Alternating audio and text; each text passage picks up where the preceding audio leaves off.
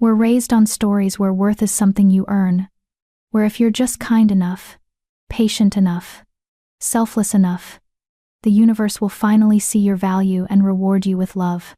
The fairy tales promise that inner beauty outshines everything else, that true love sees past the surface to the soul beneath.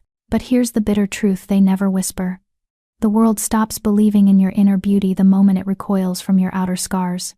I learned this the day my own father offered me up like damaged goods, desperate to settle a debt that would have destroyed him. Not because I was cruel or wicked, but because I was scarred. Because I couldn't shift like my perfect sister could. Because my womb was as empty as my future. Because when people looked at my face, they turned away. The Alpha King needed an Omega. The reasons were whispered about but never spoken aloud. My father needed to pay what he owed.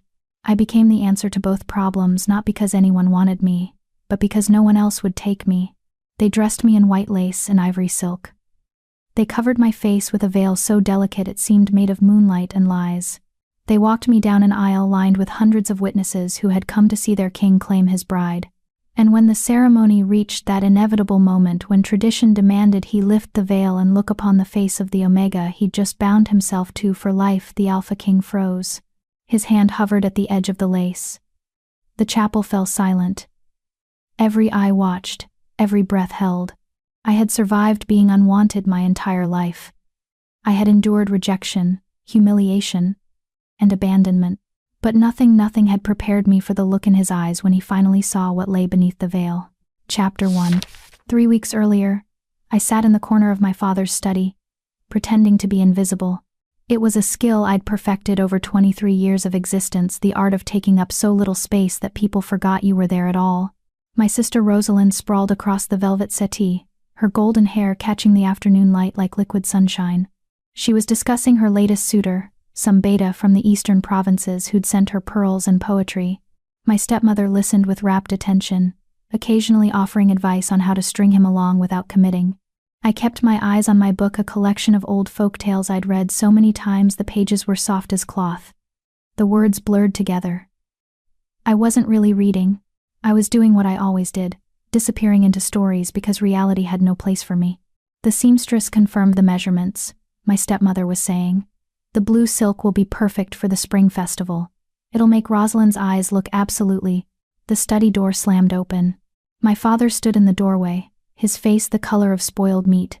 Behind him loomed 2 figures in dark uniforms, the King's Guard, their silver insignias gleaming like threats. Out! My father barked at Rosalind and my stepmother. Now! Rosalind's eyes went wide. My stepmother opened her mouth to protest, then seemed to think better of it. They swept from the room in a rustle of skirts, but not before my stepmother shot me a look that said, "This is somehow your fault." The guards positioned themselves on either side of the door. One of them, a tall woman with a scar bisecting her left eyebrow, let her gaze travel over me with the kind of assessment usually reserved for livestock. My father moved to his desk, his hands shaking as he poured himself whiskey. He drank it in one swallow, then poured another. "Father?" My voice came out smaller than I'd intended. He didn't look at me. "How much do you know about the Alpha King?" The question felt like a trap. Only what everyone knows. He's ruled for 7 years. He's never taken a mate. I hesitated. "They say he's brutal." Brutal. My father laughed, but there was no humor in it. That's one word for it. He finally turned to face me, and what I saw in his eyes made my stomach drop. Not anger. Not even disappointment. Relief. "The king requires an Omega," the scarred guard said. Her voice was flat, bureaucratic, unmated, of age. To be delivered to the palace within 3 days. My father's hands tightened around his glass. "I've made arrangements. In exchange for certain debts being forgiven, I've agreed to provide an Omega from my household." The words took a moment to penetrate. When they did, I felt something cold unfurl in my chest. "Rosalind?" I whispered. My father's laugh was sharp enough to cut. "Rosalind? You think I'd give up Rosalind?" He drained his second glass. "She's beautiful, fertile. She'll make an advantageous match with someone who actually wants her. No, Isla. Not Rosalind." The way he said my name like it tasted rotten in his mouth told me everything I needed to know. You can't. The words escaped before I could stop them. I'm not. I can't shift. I'm barren. What would the king want with? He didn't specify. The guard interrupted. Only that she be Omega, unmated, delivered alive. She paused. What happens after that is not our concern. This is insane, I said, standing. My book fell to the floor, forgotten. You're selling me to. I'm saving this family. My father's roar filled the study. He swept his arm across his desk, sending papers and ink flying. Do you have any idea what I owe? What they would have taken from us? From Rosalind? His chest heaved. You've been nothing but a burden since the day your mother died birthing you. You can't shift. You can't bear children. You spend your days with your nose in fantasy books, dreaming of worlds that don't exist because this one has no use for you. Each word landed like a blow. I'd known he resented me. But hearing it spoken aloud, the confirmation that I was not just unloved but actively despised felt like drowning. So yes, he continued, his voice dropping to something worse than shouting. Something quiet and final. I'm giving you to the king. And I'm not losing a single night's sleep over it. The scarred guard cleared her throat. The Omega will need to be prepared. Bathed. Dressed appropriately. Medical examination to confirm. She's intact, my father said. And Omega. That's all he asked for. Nevertheless. The guard's tone allowed no argument. We'll return in 3 days at dawn. Have her ready. They left without another word, the door clicking shut behind them with a sound like a coffin closing. I stood there, my legs trembling, trying to process what had just happened. My father poured himself a third drink. Father, please. I hated how my voice shook. There has to be another way. I could. You could what? He finally looked at me, really looked at me, and what I saw in his face was worse than hatred. It was indifference. Work? With that face? Who would hire you? Marry? What man would want a barren Omega, who can't even shift into her wolf? He shook his head. At least this way, you'll finally be useful. Your existence will have purchased something of value. My life for your debts. Your wasted life for Rosalind's future. He corrected. Don't dress it up as some great sacrifice, Isla. You were never going to do anything with your years anyway. At least this way, they'll count for something. I wanted to argue, to scream, to make him see me as something more than a burden to be offloaded. But the words died in my throat because somewhere deep down, hadn't I always known? Hadn't every averted gaze, every whispered conversation that stopped when I entered a room, every comparison to beautiful, perfect Rosalind, hadn't it all been building to this moment? I was disposable. I had always been disposable. What? I swallowed hard. What will he do with me? My father's expression flickered with something that might have been guilt. But it passed quickly, replaced by that same terrible relief. I don't know, he said quietly. And I don't want to. That night, I didn't sleep. I lay in my small bedroom, the one at the end of the hall that no one visited, with the window that overlooked the servants' courtyard, and tried to make sense of my new reality. In 3 days, I would be taken to the palace, given to a king I'd never met, for purposes no one would name. The stories I'd read my whole life suddenly felt like cruel jokes. There were no fairy godmothers coming to save me, no magical transformation waiting to make me beautiful and wanted, no prince who would see past my scarred face to the person underneath. Just a transaction. A debt paid with flesh. I rose from bed and moved to my mirror, the small, tarnished one that had been my mother's. In the candlelight, my reflection looked ghostly. The scar that ran from my left temple down across my cheek to my jaw was a pale, puckered line. A gift from a kitchen fire when I was 6, when I'd been too slow, too clumsy, too human without my shift to protect me. The burn had healed badly. The healers had done what they could, but Omega healing was weak without the wolf. What remained was a face that made children cry and adults look away. I traced the scar with my fingertips. This was what the Alpha King would see when he claimed me. This was what had made me worthless enough to trade. A soft knock at my door made me jump. Isla, Rosalind's voice, uncertain. Can I come in? I almost said no. But what was the point? It's open. My sister slipped inside, closing the door behind her. In her nightgown, with her hair loose around her shoulders, she looked like something from one of my storybooks. Beautiful. Perfect. Everything I wasn't. I heard, she said softly. Father told Mother. She's upset. Upset that he's trading me, or upset that he won't get a good bride price for me first. Rosalind flinched. That's not fair, isn't it? I turned away from the mirror to face her. Tell me, sister, if the king had asked for an omega, would Father have given me up if you weren't here to take my place in his affections? She was quiet for a long moment. I don't know, she finally admitted. But Isla, I'm scared for you. The things they say about the Alpha King are probably true. I finished. Powerful men don't stay unmarried for 7 years unless there's a reason. And they don't demand omegas be delivered to the palace like tributes, Rosalind whispered. The word hung between us, heavy with implication. I wish I could help, she said, and the terrible thing was, I believed her. Rosalind had never been cruel to me. She'd simply been better at everything that mattered in our world.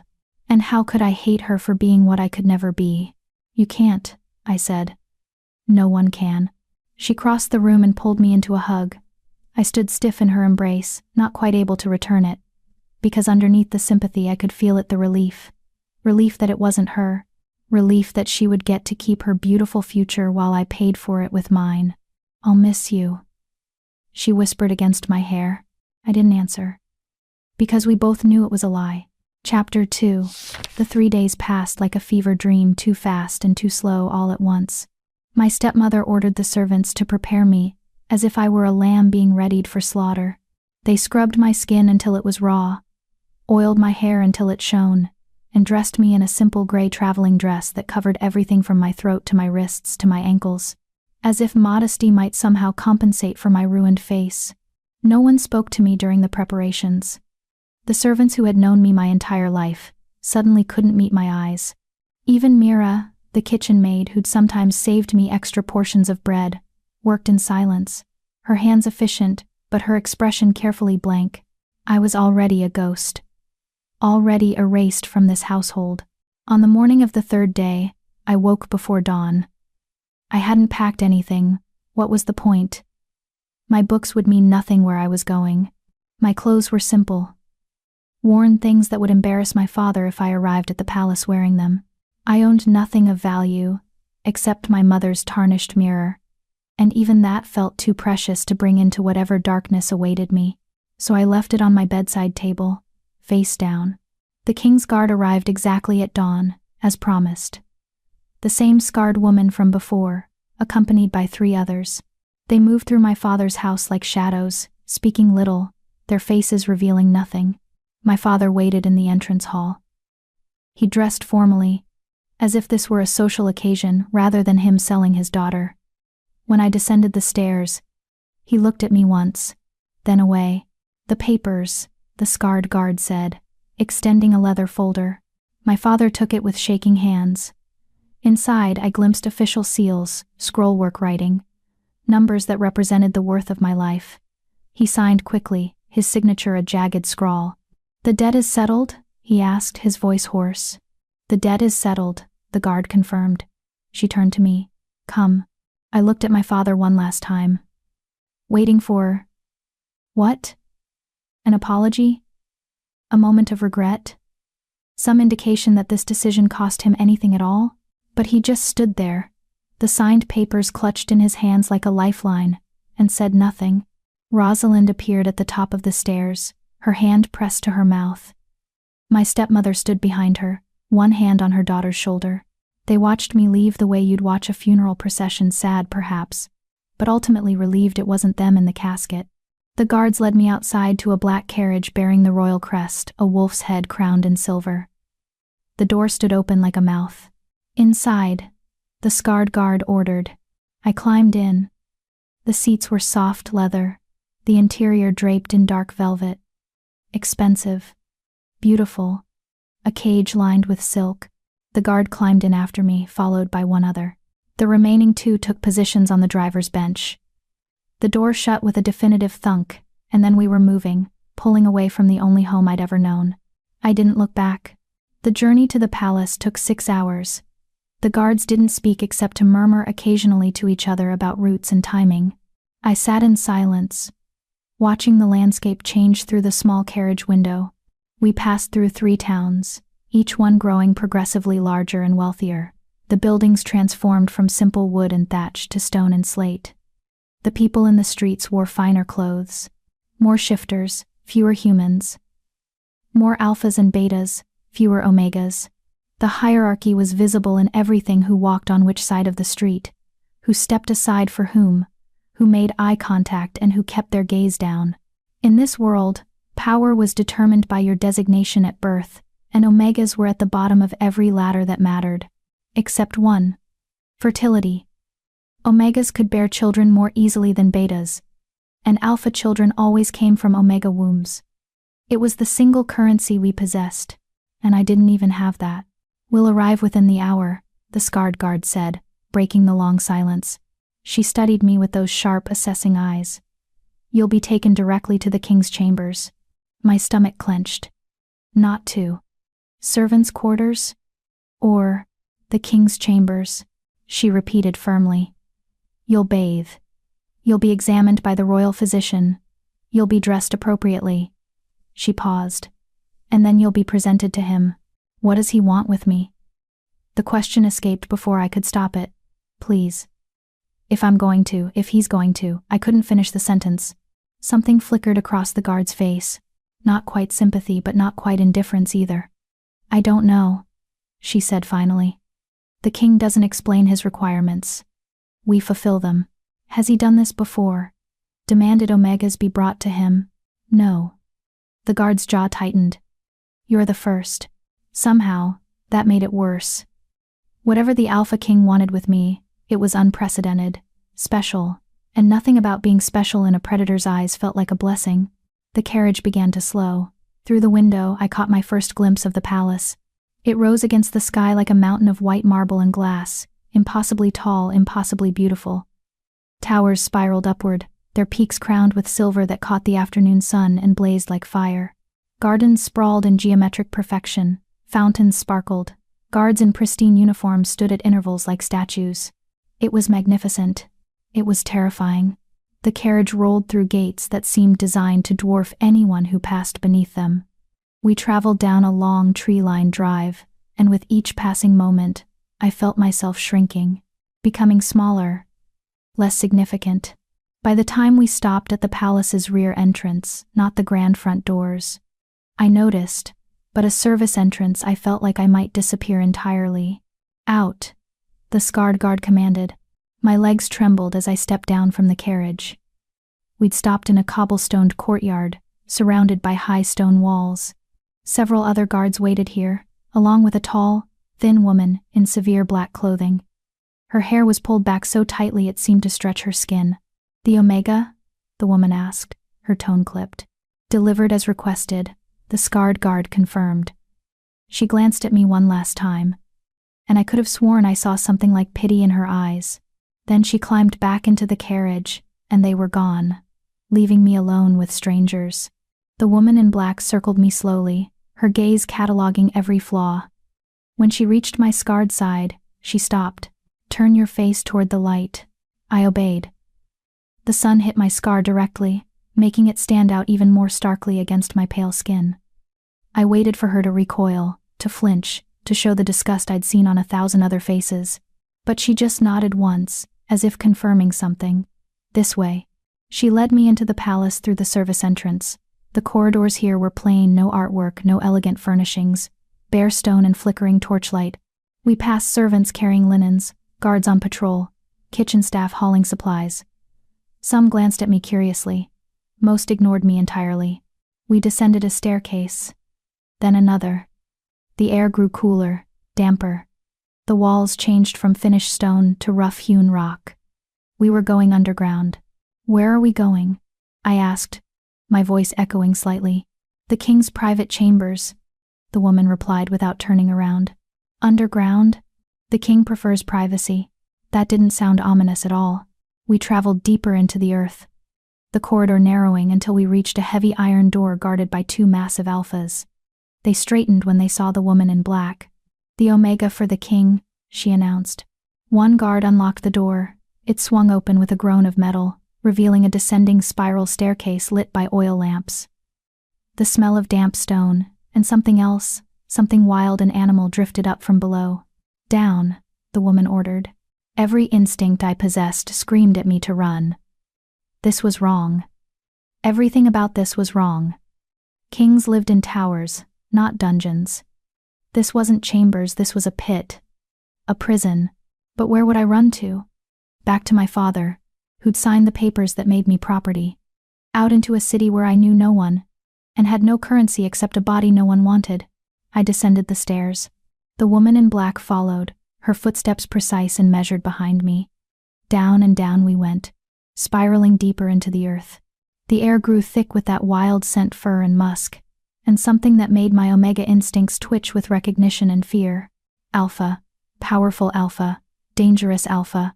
Finally, the staircase ended at another corridor. This one was different from anything I'd seen above. The walls were smooth obsidian, polished to a mirror shine. The floor was covered in thick, dark carpets that muffled our footsteps. Oil lamps burned in silver sconces, their light warm and golden, beautiful, luxurious, and somehow worse than the bare stone had been. We passed several doors, all closed. Finally, the woman stopped at one near the corridor's end. She produced a key and unlocked it. "Inside," she said, "bathe thoroughly. The physician will examine you. Then I'll return with appropriate clothing." Her expression remained neutral. "Do not try to leave this room. The guards outside will prevent it." So I was a prisoner. Whatever fig leaf of choice this might have masqueraded as, that word made it clear. I stepped inside. The woman shut the door behind me, and I heard the lock click into place. The room was not what I expected. It was large, perhaps 20 feet square, with the same polished obsidian walls. But there was a real bed, a massive thing with dark furs and soft-looking pillows. A wardrobe stood against one wall. A table and chairs sat near what looked like a small library of books, and in the far corner, a copper bathtub filled with steaming water. Someone had prepared this room for me. Recently, the water was still hot. I moved to the tub slowly, half expecting this to be some kind of trap, but nothing happened. It was just a bath. Soap that smelled of lavender sat on a small table beside it, along with soft cloths and what looked like scented oils. My reflection rippled in the water's surface. I looked small, terrified. The scar on my face seemed even more prominent in the lamplight. This was what the Alpha King had purchased.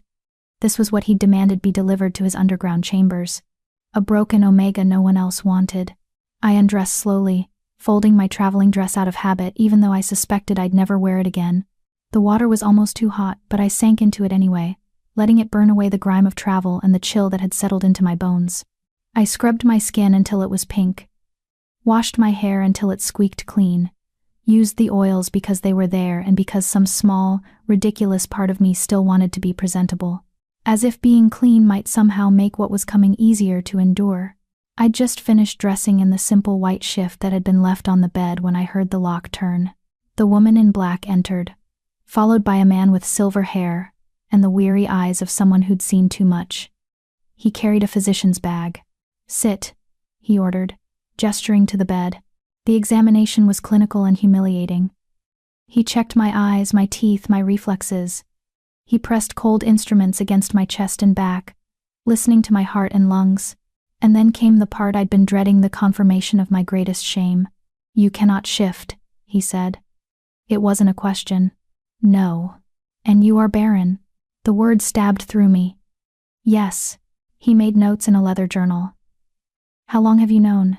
"Since my first heat. 3 years ago. Nothing happened. No fertility signs. The healers tested me. They said my womb was..." I swallowed. "Damaged.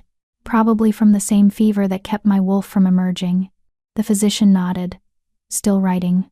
When he finished, he looked at me with something that might have been pity.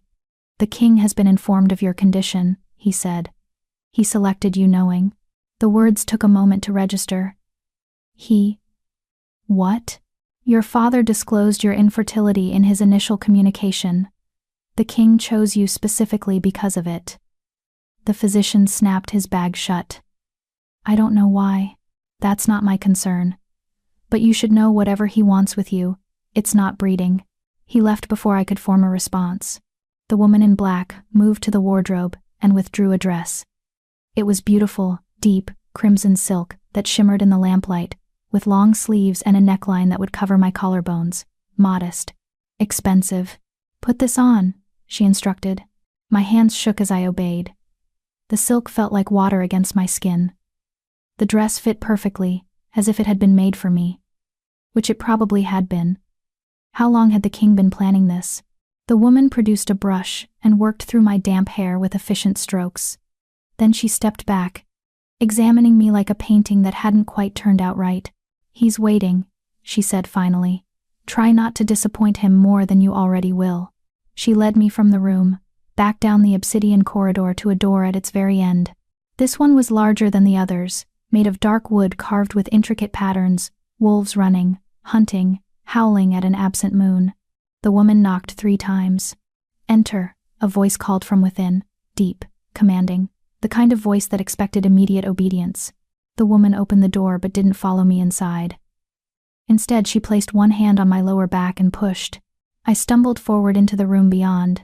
The door shut behind me, and I found myself face to face with the Alpha King. Chapter 3. The first thing I noticed was the size of the room. It was enormous, more hall than chamber, with vaulted ceilings that disappeared into shadow, and walls lined with more books than I'd ever seen in one place. A massive fireplace dominated one wall, flames crackling and casting dancing shadows across everything.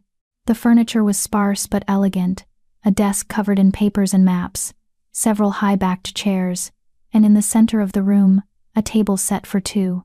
The second thing I noticed was the man standing with his back to me, staring into the fire. He was tall, taller than any alpha I'd ever seen, with broad shoulders that strained against his black shirt. His hair was dark, hanging just past his collar. Even from behind, he radiated power, the kind that made my omega instincts scream at me to bare my throat, to submit, to make myself as small and unthreatening as possible. Come closer, he said without turning around. I forced my feet to move. Each step felt like walking toward the edge of a cliff. When I was perhaps 10 feet away, I stopped. I said closer.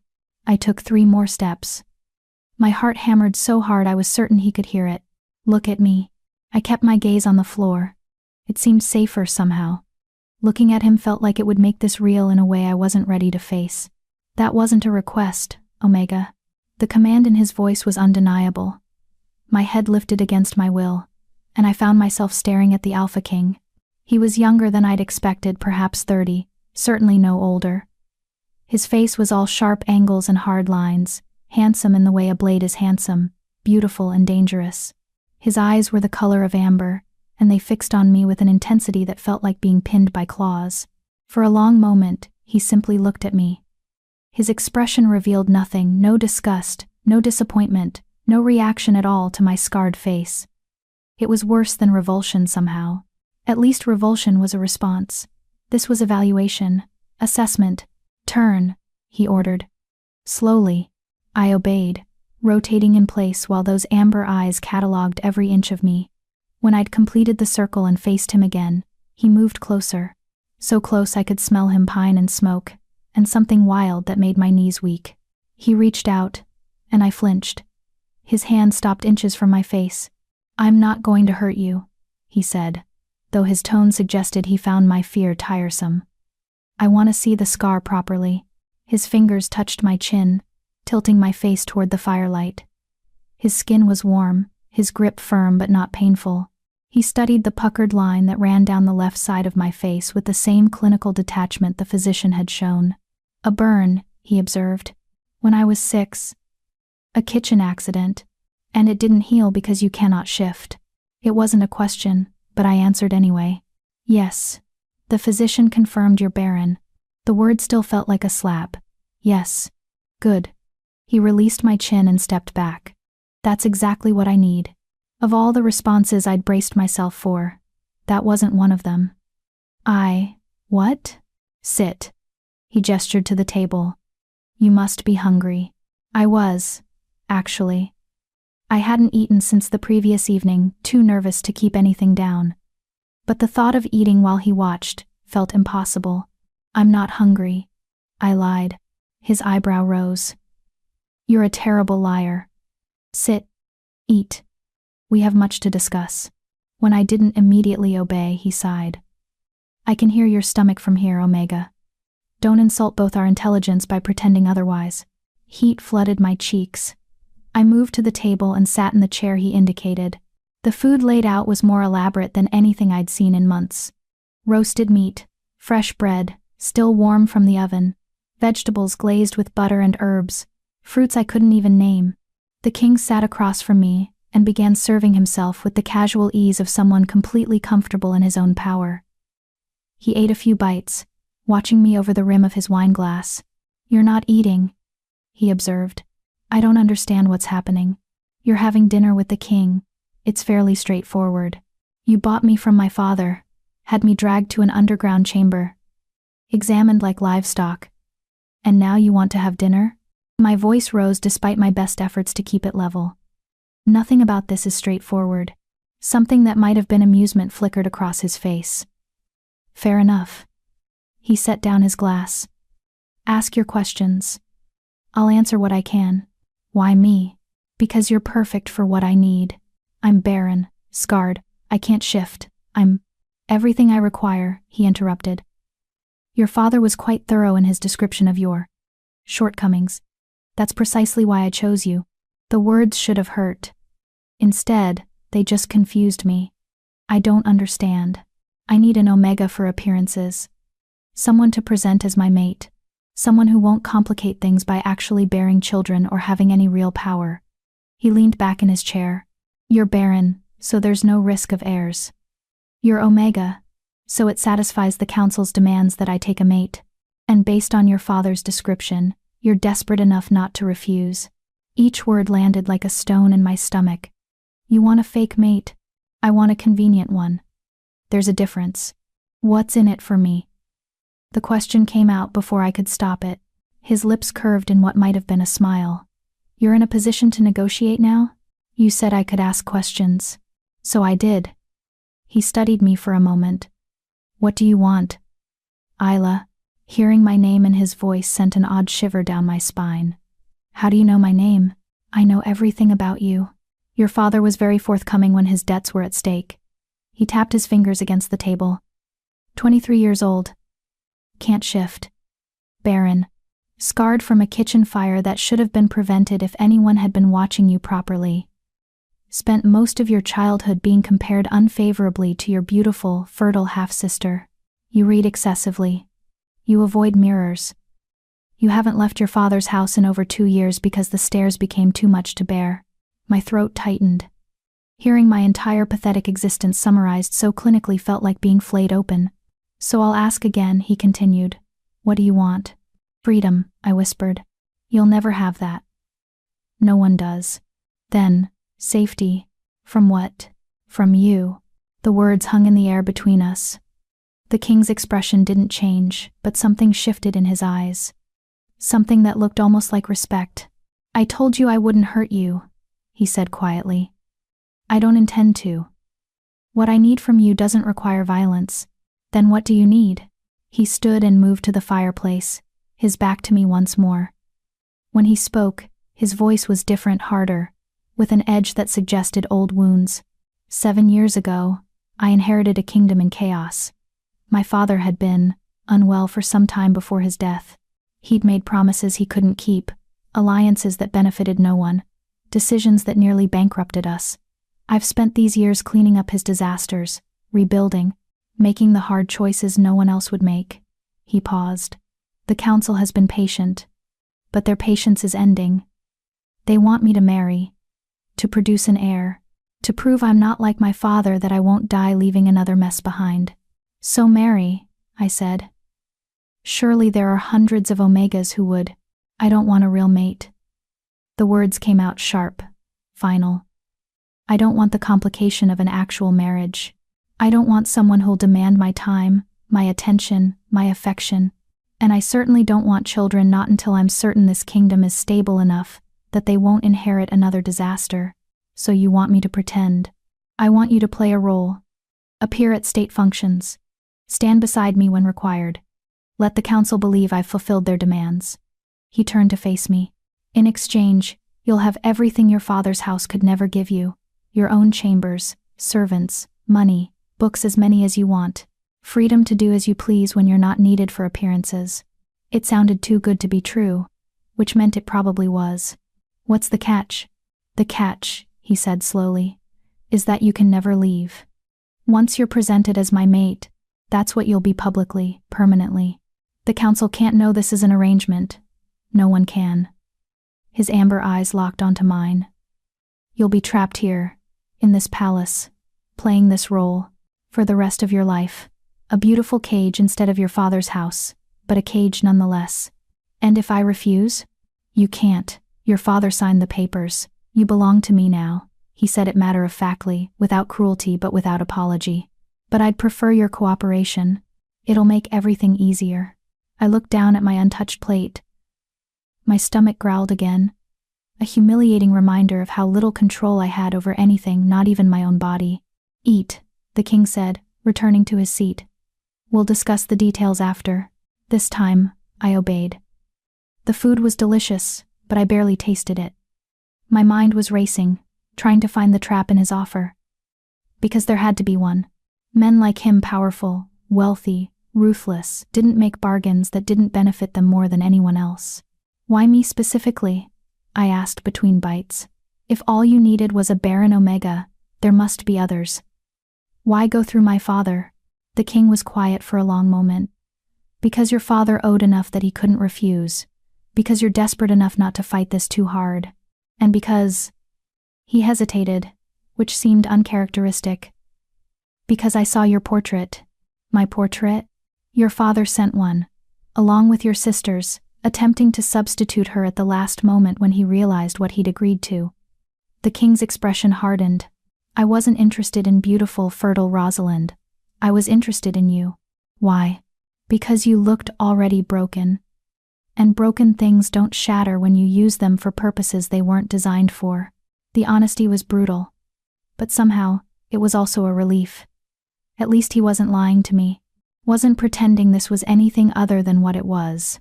A transaction between two people who needed something from each other. When? I asked quietly. When does this start? 3 weeks.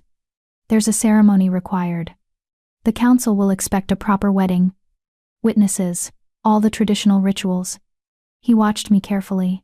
You'll wear a veil until the critical moment. When I lift it and reveal your face, there will be reactions.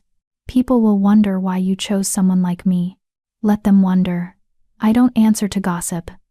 His tone left no room for argument. But you need to understand what you're walking into. This won't be easy. There will be stares, whispers, judgment. People will assume you used dark magic or trickery to ensnare me. They'll call you ambitious, manipulative, unworthy. They already call me worthless. At least ambitious would be a change. The corner of his mouth twitched. You have more spine than I expected. Desperation looks like courage sometimes. Perhaps, he finished his wine. You'll spend the next 3 weeks preparing, learning palace protocols, proper behavior for public appearances, how to move through court without making a fool of either of us. It won't be pleasant, but it's necessary. And after the wedding? After we maintain appearances, you'll have your own chambers, not these. These are mine alone. You'll sleep there, eat there most of the time. Live your life as you see fit, within reason. We'll be seen together when necessary. The rest of the time, I won't bother you. It sounded lonely, but lonely was familiar. I'd been lonely my entire life. One more question, I said. Ask. Why underground? Why do you live down here instead of in the palace proper? His expression shuddered completely. That's not your concern. But, I said it's not your concern, Omega. The command in his voice was absolute. There are parts of my life you don't need to know about. This is one of them. The sudden shift from almost conversational to utterly dominant sent a chill through me. This was the Alpha King everyone feared. This was the ruthlessness that had rebuilt a kingdom. Understood, I whispered. He stood. Someone will come to take you to your temporary chambers. In the morning, your training begins. I suggest you rest while you can. It was a dismissal. I rose on shaky legs and moved toward the door. My hand was on the handle when his voice stopped me. Isla. I turned back. He stood by the fire again, his face half in shadow. Your scar, he said quietly. It doesn't bother me. In case you were wondering. I didn't know what to say to that, so I just nodded and left. The woman in black was waiting outside. She led me back through the obsidian corridors, but this time we went up back toward the surface, toward air and light and the world of the living. My temporary chambers were on the 3rd floor of the palace's east wing. They were beautiful, all pale blues and silvers, with a bed that looked like a cloud and windows that overlooked the gardens. A far cry from my small room at my father's house. Someone will wake you at dawn, the woman said. Be ready. She left without another word, locking the door behind her. I moved to the window and looked out at the moonlit gardens below. Somewhere beyond those walls was the life I'd left behind. My father, already forgetting I existed. Rosalind, sleeping peacefully in the room that would never be mine again. A world that had never wanted me. And here, in this beautiful cage, was a different kind of prison. One with silk sheets and unlimited books. One where I would play at being wanted by a man who'd chosen me specifically because I was broken. I touched my fingers to the cold glass, and wondered which was worse. Being unwanted, or being wanted for all the wrong reasons. The answer, I suspected, was that it didn't matter. I was trapped either way. I climbed into the enormous bed and pulled the covers over myself, trying to remember the last time I'd felt safe, trying to imagine if I ever would again. Sleep, when it finally came, was full of amber eyes and promises that sounded like threats. Chapter 4. Dawn came too quickly. A sharp knock woke me from dreams I couldn't quite remember, something about wolves and mirrors and voices that promised things they couldn't deliver. I sat up, disoriented by the unfamiliar room. The silk sheets, the pale morning light filtering through windows that weren't mine. Then I remembered. The palace. The king. The bargain I'd made because I had no other choice. The door opened without waiting for my permission. A woman entered, not the severe one in black from yesterday, but someone younger, perhaps only a few years older than me. She had warm brown skin and dark hair pulled into a practical braid. Her expression was neutral but not unkind. I'm Vera, she said briskly. I'll be managing your preparation for the wedding. We have 3 weeks and an enormous amount of work to do, so we should begin immediately. She crossed to the wardrobe and began pulling out clothes. First, breakfast, then etiquette lessons, then dance instruction, then, wait. I climbed out of bed, still wearing the white shift from yesterday. All of that? Today? Vera turned to look at me, and for the first time, her professional mask slipped slightly. Something like sympathy flickered across her face. You're going to be presented as the Alpha King's mate in front of the entire court. Every move you make will be scrutinized. Every word analyzed. You need to be perfect, or as close to it as we can manage in 3 weeks. I can't be perfect, I said quietly. Look at me. I am looking at you. Vera's tone was matter of fact. You have a scar. So what? The king chose you.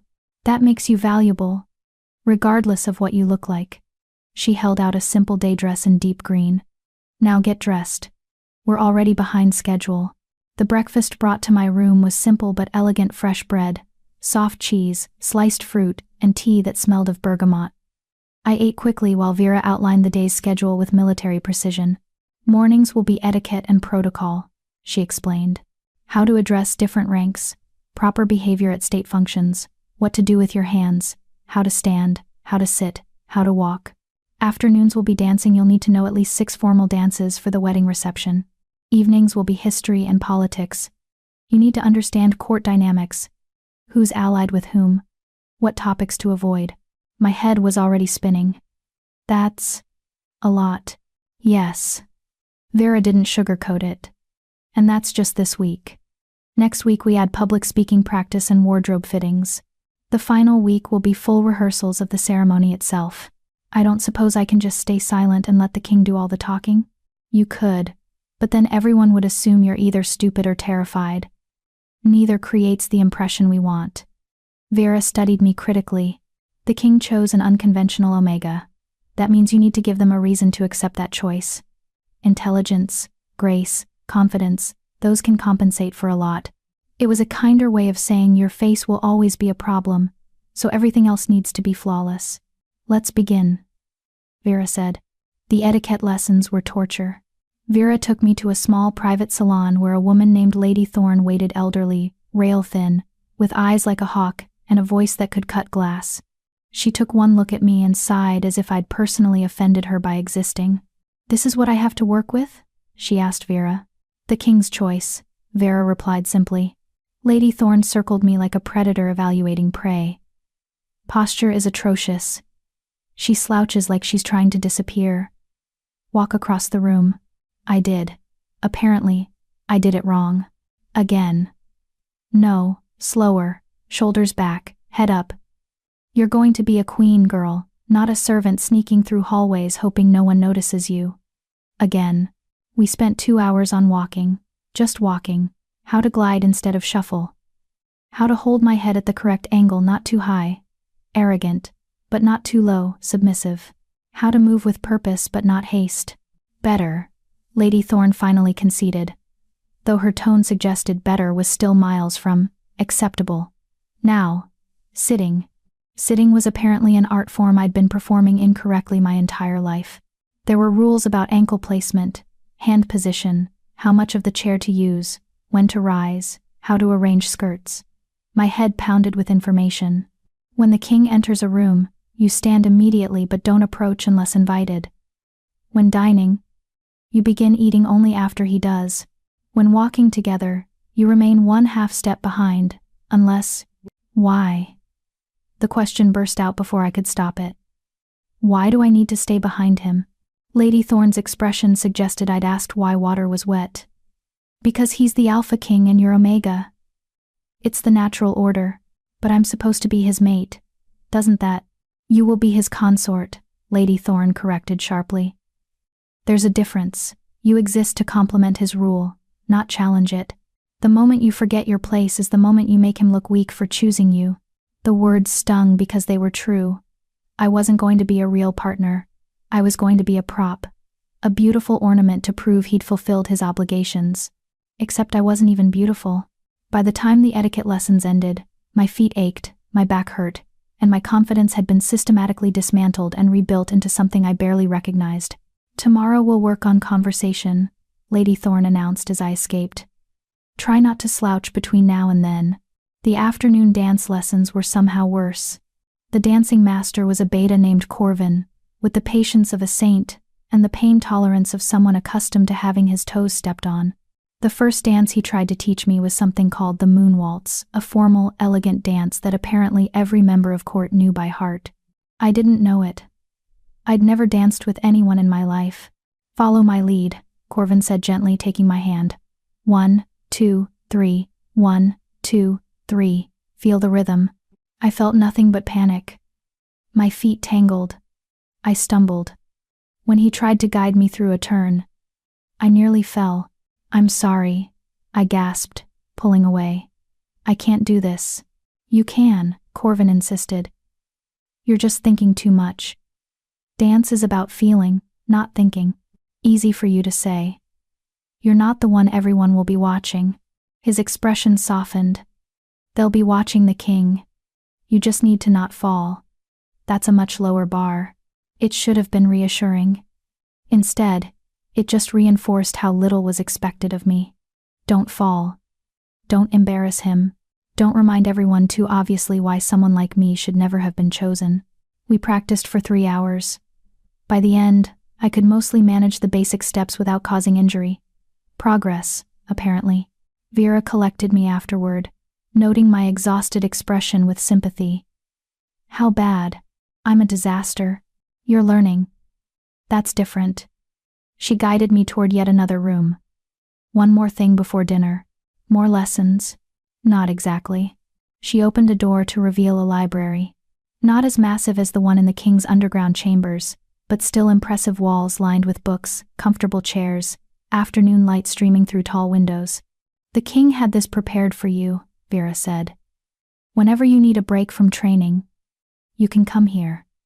No one will disturb you." I stared at the books, something tight loosening in my chest. He'd remembered. In the middle of everything else, the king had remembered that I loved to read. "Thank you," I whispered. Vera smiled, the first real smile I'd seen from her. "You're welcome. Now, you have an hour before dinner. Use it however you like." She left me alone with the books. I moved through the shelves slowly, running my fingers over leather spines, reading titles, breathing in the familiar smell of paper and ink. Stories about heroes and monsters, histories of kingdoms long fallen, poetry that made my throat tight. I pulled down a worn copy of fairy tales, the same collection I'd had at my father's house, and settled into a chair by the window. The late afternoon sun warmed my skin. For a moment, I could almost forget where I was, what I was preparing for. Then I opened the book and saw a note tucked inside, written in elegant script. "Every cage should have at least one window to something better. Consider this yours, K. The king." I read the note 3 times, trying to understand it. Was this kindness? Or just another tool to keep me compliant, give the desperate Omega some books and she'll stay quiet, stay useful, stay trapped? Maybe both. Maybe it didn't matter. I tucked the note back into the book and began to read. Dinner that evening was brought to my chambers. I ate alone, grateful for the solitude after a day of constant instruction and correction. My body ached. My mind felt stuffed with information it couldn't quite organize. I was preparing for bed when the knock came. "Enter," I called, expecting Vera. Instead, the king walked in. I froze, suddenly aware that I was wearing only my nightgown, my hair loose around my shoulders. He, meanwhile, was still fully dressed in dark trousers and a shirt that did nothing to hide the predatory grace in his movements. "Your Majesty," I managed, starting to bow. "Stop," he waved a hand dismissively. "We're not in public. You don't need to bow to me here." What are you doing here?" "I wanted to see how your first day went." He moved to the window, looking out at the darkening gardens. "Vera said you're struggling." Heat flooded my cheeks. "I'm trying. I've never had to do any of this before." "I know." His tone was neutral. "That's why I'm here." He turned to face me, and in the dim lamplight, his amber eyes seemed to glow. "I need you to understand something, Isla. When we appear in public, you'll need to be convincing. The council, the court, they're looking for any excuse to question my judgment. If you seem uncertain, frightened, or unwilling, they'll assume I forced this match. That reflects poorly on both of us. So I need to pretend to love you. You need to pretend to be comfortable with me. Love comes later, if they're paying attention." He studied me carefully. "Can you do that? Can you look at me without fear?" I met his gaze and held it, even though everything in me wanted to look away. "I'm not afraid of you." "You are. I can smell it. Damn alpha senses." "Fine. I'm afraid. But I'm also," I searched for the right word, "resigned. You're not the worst thing that's happened to me. You're just the most recent." Something flickered in his expression, surprise, maybe, or respect. "That's surprisingly honest." "Thanks for watching. You asked for honesty when we first met. Or was that just for that one conversation?" "No." He moved closer, and I forced myself not to step back. "I prefer honesty. It's simpler than trying to decode lies." He stopped a few feet away. "Ask me something. Anything. Let's practice conversation when no one else is listening." My mind went blank. I don't know what to ask." "Yes, you do. You're full of questions. I can see them in your eyes." He tilted his head slightly. "Ask. Why underground?" The question tumbled out before I could reconsider. "I know you said it wasn't my concern, but it's strange. You're the king. You could live anywhere in this palace. Why choose chambers beneath the earth?" For a long moment he said nothing. Then, "Because I'm not always fit for company." "What does that mean?" It means there are nights when I prefer isolation, when I need to be somewhere no one can reach me, no one can see me, no one can." He stopped, his jaw tightening. "It's complicated.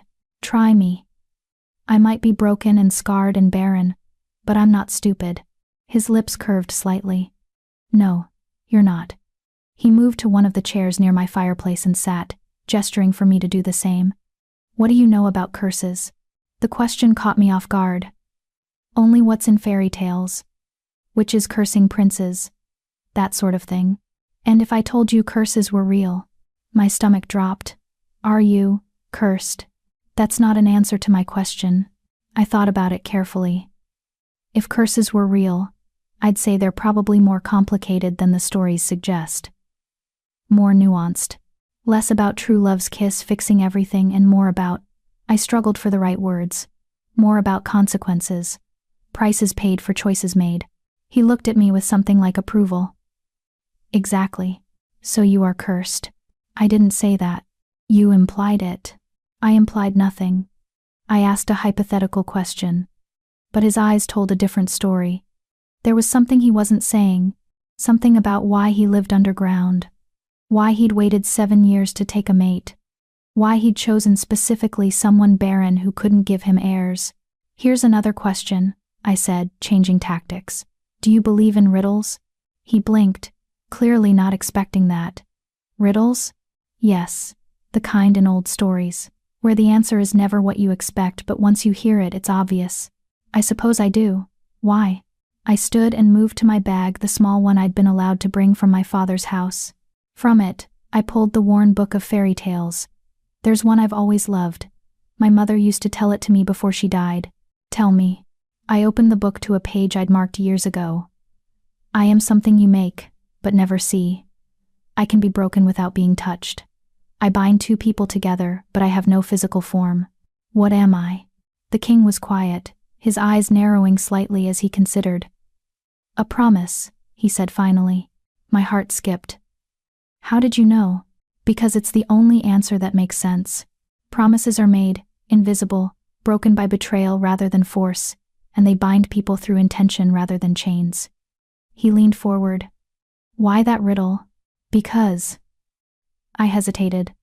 "Because I think promises are more powerful than people realize. A curse is just a promise that went wrong, isn't it? Magic forcing someone to keep their word. That's a very interesting theory. Is it true?" "I didn't say I was cursed." "You didn't say you weren't." We looked at each other for a long moment. Then he stood. "You're cleverer than I expected, Isla. That will serve you well at court. Or get me in trouble. Probably both." He moved toward the door, then paused. "The library I had prepared for you. Did you like it?" "Yes, thank you." "Good. You'll need somewhere to escape to. The next 3 weeks will be difficult." He opened the door, then looked back one more time. "One more thing." "Yes?" "The riddle. Keep it. We'll use it." "Use it how?" But he was already gone, the door clicking shut behind him, leaving me alone with more questions than answers, and the strange, unsettling feeling that I'd just seen something of the real man beneath the crown. I looked down at the book in my hands, at the riddle about promises, and wondered what I'd just agreed to without realizing it. Chapter 5. The second week began with wardrobe fittings that felt more like torture than preparation. The royal seamstress, a woman named Deborah with fingers like spider legs and eyes that missed nothing, poked and prodded me for hours. She draped fabrics across my shoulders, held swatches up to my face, muttered to herself about proportions and color theory and how to minimize the damage. "The scar draws the eye," she said, circling me for the 100th time. "We need to redirect attention. Lower necklines, perhaps. Show the collarbones. Or we could use higher ones to frame the face differently." "I'm right here," I said quietly. "You know that, right?" Deborah barely glanced at me. "Yes, dear." "Stand straighter." Vera, who'd been observing from a chair near the window, cleared her throat. "Perhaps we should focus less on hiding perceived flaws, and more on highlighting her strengths." "What strengths?" Deborah asked bluntly. Then, seeming to realize how that sounded, she added, "I mean in terms of physical attributes suitable for formal wear." "Her eyes," Vera said. "They're striking, gray-green, unusual, And her figure is good, she just needs to stop slouching. I'd spent so many years trying to disappear that the idea of highlighting anything felt foreign, dangerous even. Being noticed had never ended well for me. But Vera was right about one thing: I was going to be noticed, whether I wanted to be or not. The question was whether I'd be noticed as the scarred Omega the king had settled for, or as something else entirely. Fine, Deborah conceded. We'll work with what we have. But the wedding dress. She pulled out sketches, spreading them across her work table. That needs to be perfect, absolutely flawless. It will be the only thing anyone talks about for months. The designs were beautiful, elaborate gowns with beading and lace, trains that would stretch for yards, sleeves that would catch the light. Each one was a masterpiece. Each one felt like a costume for a role I wasn't qualified to play. This one, Deborah said, tapping a sketch that showed a dress with long lace sleeves, a modest neckline, and intricate embroidery along the bodice and hem. It's regal without being ostentatious, elegant without trying too hard. And the veil. She pulled out another sketch. It will cover your face until the ceremony's critical moment. Traditional, but also practical. Practical. Because no one wanted to look at my face until they absolutely had to. When will it be ready? Vera asked. 1 week. I'll need her for final fittings in 3 days.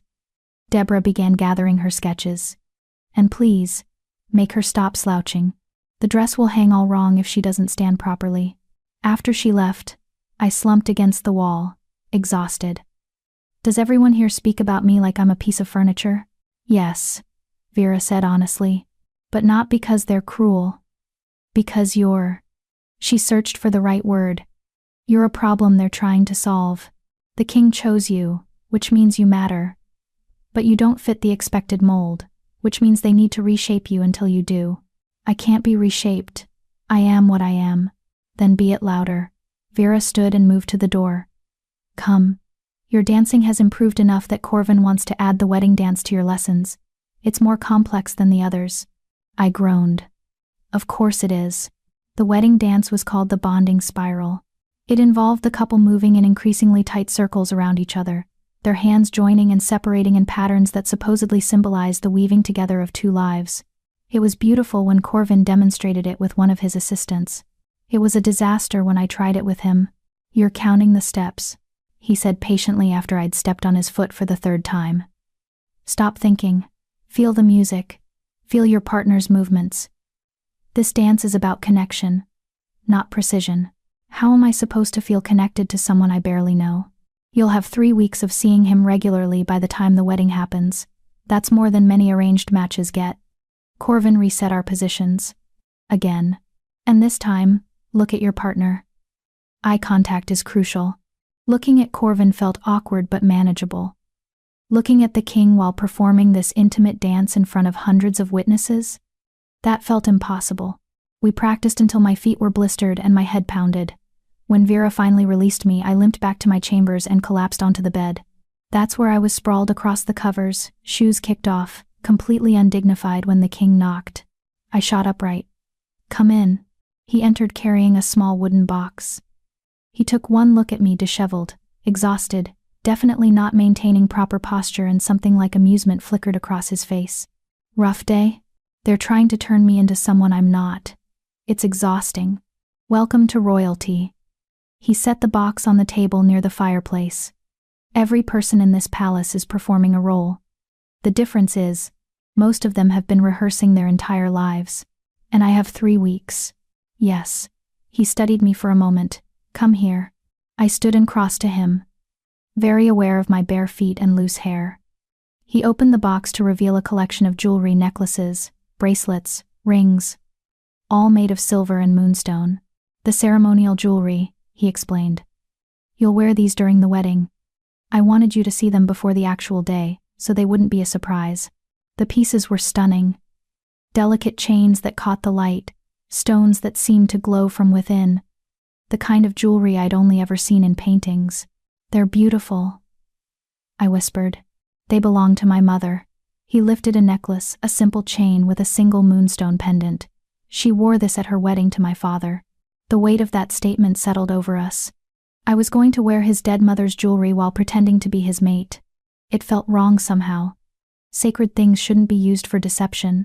I can't wear these, I said quietly. It's not right. They're meant for someone you actually. They're meant for the person standing beside me as I fulfill my obligations to this kingdom. He interrupted. That's you. Whether love is involved or not doesn't change what these represent. What do they represent? He was quiet for a moment, the necklace still dangling from his fingers. Duty. Sacrifice. The willingness to carry weight you never asked for because someone else needs you to. There was something in his voice, a pain I recognized because I'd felt it myself. The burden of being needed for all the wrong reasons. Your mother, I said carefully. Did she love your father? I don't know. She never said. He placed the necklace back in the box with careful precision. But she wore the jewelry. She stood beside him. She played the role. And when he started making the decisions that nearly destroyed this kingdom, she said nothing publicly even though I know she disagreed with him privately. That must have been terrible. It was necessary. Or so she believed. His amber eyes met mine. I'm not my father, Isla. I won't put you in the position she was in. This is a transaction, nothing more.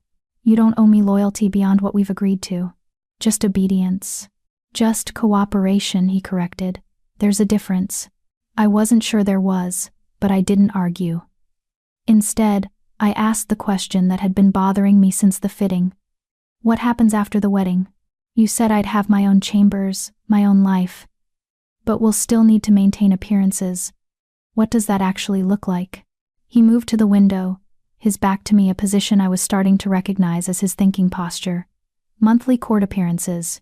Formal dinners perhaps twice a week. Any visiting dignitaries will expect to see us together. Major festivals and celebrations. He glanced back at me. The rest of the time? You're free to do as you please. So I'll barely see you. Yes, that's the point. It should have been a relief. Instead, it felt oddly like rejection. Which was ridiculous. This was exactly what we'd agreed to. A convenient arrangement. Nothing more. And if people expect intimacy? The word came out quieter than I'd intended. Eventually, they'll wonder why there are no children. We'll tell them the truth that you're barren. It's hardly a secret. Your father made certain everyone knew. His tone was matter of fact, but something in it made me flinch. Right. The broken omega. How could I forget? He turned to face me fully. I didn't mean. Yes, you did. And you're right. That's what I am. That's why you chose me. I crossed my arms, suddenly cold despite the fire burning in the grate. I just sometimes forget that everyone else sees it too. For a long moment, we looked at each other across the space of the room. Then he did something unexpected. He moved closer, close enough that I had to tilt my head back to maintain eye contact. Listen to me carefully, he said, his voice low. Yes, I chose you because you're barren. But not because I think you're broken. I chose you because I need someone who can't give me heirs. And you need somewhere that isn't your father's house. That's pragmatism, not judgment. They feel like the same thing. They're not. His hand lifted, hovering near my face the same way it had that first night. May I? I nodded, not trusting my voice. His fingers touched my scar, tracing the puckered line from temple to jaw with surprising gentleness. This doesn't make you broken. It makes you a survivor. There's a difference. Not to most people. I'm not most people. He dropped his hand. And in 3 weeks, when I lift your veil in front of the entire court and show them exactly who I've chosen, everyone will know that what I value isn't what they expected. Let them talk. Let them wonder. Their opinions don't matter. They matter to me. Why? The question was so simple, yet I didn't have a good answer. Because I want to be wanted for the right reasons. Not just because I'm convenient. No one is wanted for the right reasons, Isla. We're all chosen based on what we can provide. Love, companionship, heirs, political alliances. It's all currency. At least with us, the terms are honest. It was a cynical view of the world, but I couldn't entirely disagree with it. Every relationship I'd ever observed had been transactional in some way. At least ours was openly so. I should let you rest, he said, moving toward the door. The next week will be harder than this one. Final dress fittings, ceremony rehearsals, Meeting with the council for their blessing. You'll need your strength. Wait. The word escaped before I could reconsider. The riddle. You said we'd use it. What did you mean? He paused at the door, his hand on the handle. During the wedding ceremony, there's a moment where tradition allows the couple to exchange words. Usually, it's vows or declarations of love. We're going to do something different. Different how? You're going to ask me the riddle. His lips curved slightly. And I'm not going to answer. Why not? Because sometimes the most powerful response is silence. It creates mystery. Makes people wonder what we know that they don't. He opened the door. Besides, the real answer to that riddle isn't something I can say in public. He left before I could ask what he meant. I stood there for a long time, staring at the closed door, trying to understand. The riddle's answer was, a promise. What promise could he not speak aloud? What had he agreed to that required such secrecy? Or was this itself part of the performance, creating the illusion of depth where there was only pragmatic arrangement? I moved to the jewelry box and lifted the moonstone necklace. The stone was cool against my palm, the silver chain delicate enough to seem fragile. But it wasn't fragile. It had survived his mother wearing it, whatever had happened during his father's reign, the years of storage waiting for the next queen. I fastened it around my neck and looked at myself in the mirror. The girl staring back wore a dead queen's necklace and bore scars that would never fully heal. She was preparing to marry a king who'd chosen her specifically because she couldn't give him what everyone else could. She was about to stand in front of hundreds of people and pretend this was real.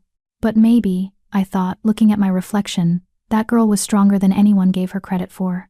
Maybe surviving all the ways she'd been unwanted had prepared her for this, for being wanted in exactly the wrong way, and making something of it anyway. I touched my scar, then the moonstone, feeling the weight of both. In 1 week, I would wear a dress made of lies, and stand beside a man bound by secrets. We would ask, and not answer. We would promise, without speaking. We would bind ourselves together with intentions neither of us fully trusted. And somehow, that felt more honest than any love match I'd ever witnessed. Chapter 6. The Ceremony. The final week passed in a blur of rehearsals and anxiety. Every day, I was walked through the ceremony step by step. Where to stand, when to kneel, how to hold my hands during the blessing, the exact angle at which to tilt my head when the king lifted the veil. Even my breathing was choreographed, slow and steady, never gasping, never revealing the panic that clawed at my chest. You'll process down the center aisle, the ceremony master explained for the dozenth time. He was an ancient beta named Aldrich, with patience worn thin by decades of preparing nervous brides. Alone. No father to give you away, as per the king's instructions. The symbolism is important, you come to him of your own will. Except I didn't, but no one seemed interested in that particular truth. When you reach the dais, you'll kneel. The king will step forward and offer his hand, you'll take it and rise. Then you'll face the high priestess for the binding ritual. Aldrich demonstrated each movement with precision. After the blessing, you'll turn to each other. That's when you'll speak the traditional words, or in your case, the riddle. The riddle had become our secret. Only the king, Vera, and I knew what I would actually say. Everyone else assumed I'd follow tradition. The surprise would be part of the performance. And then? I asked, though I already knew. Then he lifts the veil. You hold position. No flinching, no looking away. Let them see your face clearly. The king will kiss you briefly, nothing improper, and then you'll be presented to the court as their new queen consort. Queen consort. The title felt like wearing clothes that didn't fit. Too big in some places, too tight in others, never quite right. The dress arrived 2 days before the wedding. Deborah brought it herself, along with 3 assistants to help me into it. The fabric was the color of moonlight, not quite white, not quite silver, and covered in embroidery so delicate it seemed impossible that human hands had created it. The lace sleeves were as light as breath. The train stretched behind me for what felt like miles. Don't move, Deborah commanded, as she made final adjustments. The fit needs to be perfect. If you slouch even slightly, the whole line will be ruined. I stood statue still while she pinned and tucked and muttered, When she finally stepped back, Vera gasped. "It's perfect," she breathed. "Isla, look." I turned to the full-length mirror and barely recognized myself. The dress transformed me into something ethereal, something that belonged in fairy tales rather than harsh reality. The embroidery caught the light with every breath, making me seem to shimmer. The lace sleeves covered my arms, while somehow making them look delicate rather than hidden. And the veil was a masterpiece, layer upon layer of lace so fine it was nearly transparent, each layer embroidered with tiny flowers and vines. It would obscure my face without fully hiding it. A preview of what was beneath without the full reveal. "The king will be pleased," Deborah said with satisfaction. "This is my finest work." That night, I couldn't sleep. I lay in bed staring at the ceiling, trying to imagine what would happen tomorrow. Hundreds of people watching. The weight of the dress. The moment when the veil came off and everyone saw what their king had chosen. The disappointment in their eyes. The whispers that would follow me forever. Around midnight, someone knocked softly at my door. "Come in," I called, expecting Vera. The king entered, dressed simply in dark trousers and a loose shirt. His hair was slightly disheveled, as if he'd been running his hands through it. "You should be resting," he said. "So should you. I don't rest well the night before major events." He moved to the window, looking out at the moonlit gardens. "I wanted to make sure you were prepared as someone can be for public humiliation." He turned to look at me. "Is that what you think tomorrow is? Isn't it? You'll lift the veil, everyone will see my face, and they'll spend the rest of the evening wondering what's wrong with you for choosing me. Let them wonder." His voice was firm. "Isla, I need you to understand something. Tomorrow when I lift that veil, I won't hesitate, I won't flinch, I won't show even a moment of doubt or regret. Because I don't feel those things. You should. Why? Because you have a scar? Because you can't shift? He crossed the room to stand in front of me. "I've told you before, those things don't matter to me. They're assets, not flaws. They're exactly what I need. That's not the same as wanting me." "No," he agreed quietly. "It's not. But it's honest. And in my experience, honesty is rarer and more valuable than desire." I looked up at him, at the amber eyes that had never looked at me with disgust. Only assessment. "Why are you really here?" He was quiet for a long moment. Then, "I wanted to ask you something, about the riddle." "What about it?" "When you ask it tomorrow, do you want to know my answer? The real one?" My breath caught. "You said you wouldn't answer. That the silence was the point. In public, I won't. But here, now, in private, do you want to know?" Did I? Part of me was terrified to know. If the answer was something cold and calculated, it would confirm that this was purely transactional. If it was something deeper, it would complicate everything we'd agreed to. "Yes," I whispered. "I want to know." He moved closer, close enough that I could feel the heat radiating from him. When he spoke, his voice was barely above a whisper. "The answer is the promise I made to myself 7 years ago, when I inherited a broken kingdom and a curse I didn't ask for. The promise that I would fix what my father destroyed, no matter what it cost me personally. That I would put duty above desire, obligation above happiness, necessity above hope." I stared at him. "That's why you're doing this? Some promise you made to yourself?" "Yes. And that's why you're perfect for this role. Because you understand what it means to be bound by circumstances you can't control, to do what's necessary rather than what you want." His hand lifted to my face again, his thumb brushing across my scar. "We're both prisoners of promises, Isla. The only difference is you didn't choose yours. And you think that makes this better? I think it makes us equal. Two people trapped by different cages, finding a way to survive together." He dropped his hand. "Tomorrow, when I lift that veil and kiss you in front of everyone, it won't be about love or desire. It'll be about two people keeping promises no one else understands." That's the saddest thing I've ever heard. Perhaps. His lips curved slightly. But it's true. And truth, as I said, matters more than romance. He moved toward the door, then paused. "One more thing. When the ceremony is done, and we're alone for the first time as a married couple, there's something I need to tell you. Something about why I live underground, why I needed someone barren, Why this arrangement is more complicated than I've let you believe. My stomach dropped. You're cursed. Really cursed. Get some rest, Isla. Tomorrow will be long enough without you being exhausted. He opened the door. And try not to worry about the court.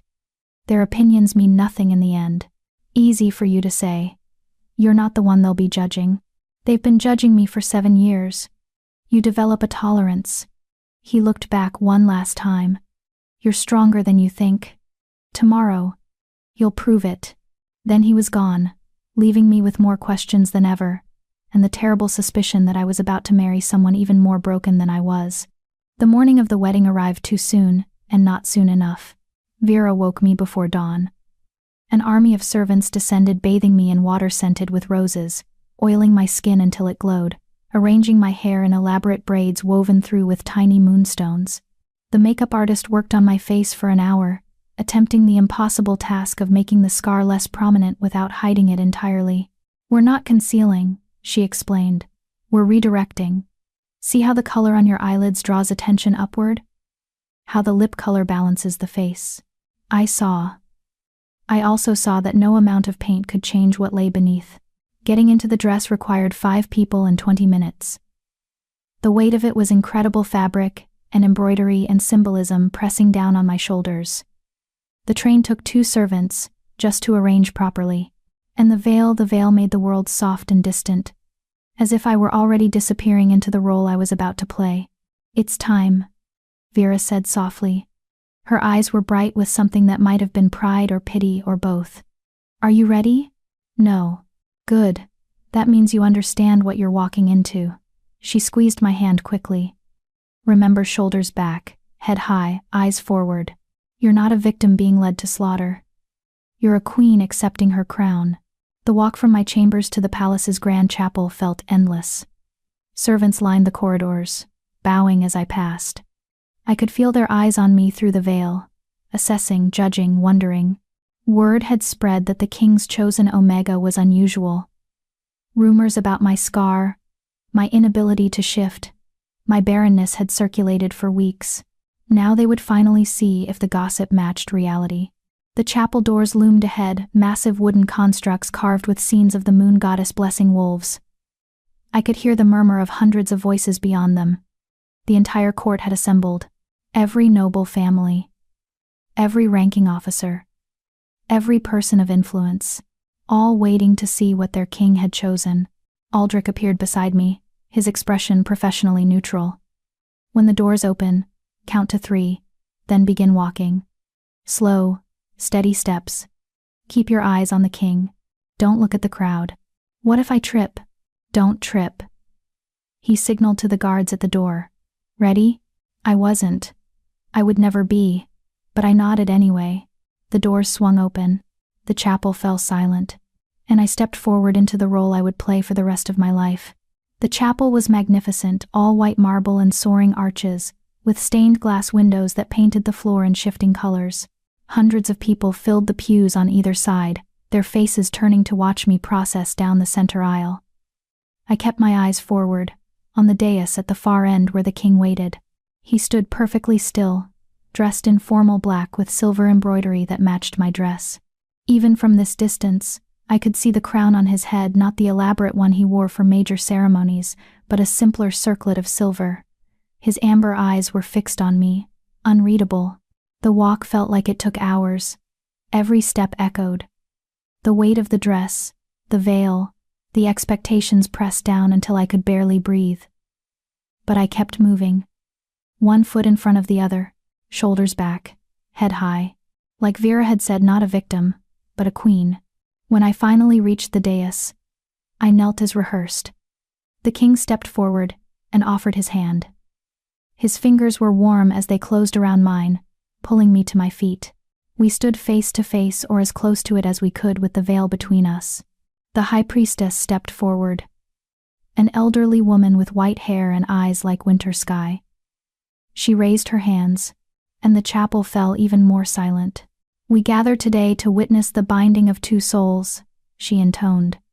To see Alpha and Omega joined in the sacred tradition passed down through generations. Before the moon goddess and this assembled court, I ask, Do you come here freely and without coercion? I do, the king said, his voice carrying through the chapel. All eyes turned to me. I do, I whispered. The lie tasted like ash. The priestess produced a silver cord, wrapping it around our joined hands. By this binding, you pledge yourselves to one another, to support, to protect, to honor the bond you create today. She spoke more words, traditional blessings, invocations to the moon goddess, prayers for fertility and prosperity. I barely heard them. All I could focus on was the king's hand in mine, warm and solid, and the hundreds of eyes watching through the veil. Finally, the priestess stepped back. The couple may now exchange their words. This was it, the moment we'd rehearsed. I took a breath and spoke clearly enough for everyone to hear. I am something you make, but never see. I can be broken without being touched. I bind two people together, but I have no physical form. What am I? Gasps rippled through the chapel. This wasn't traditional. This wasn't what anyone expected. The king looked at me through the veil, and I saw something flicker in his eyes. Approval, perhaps, or respect.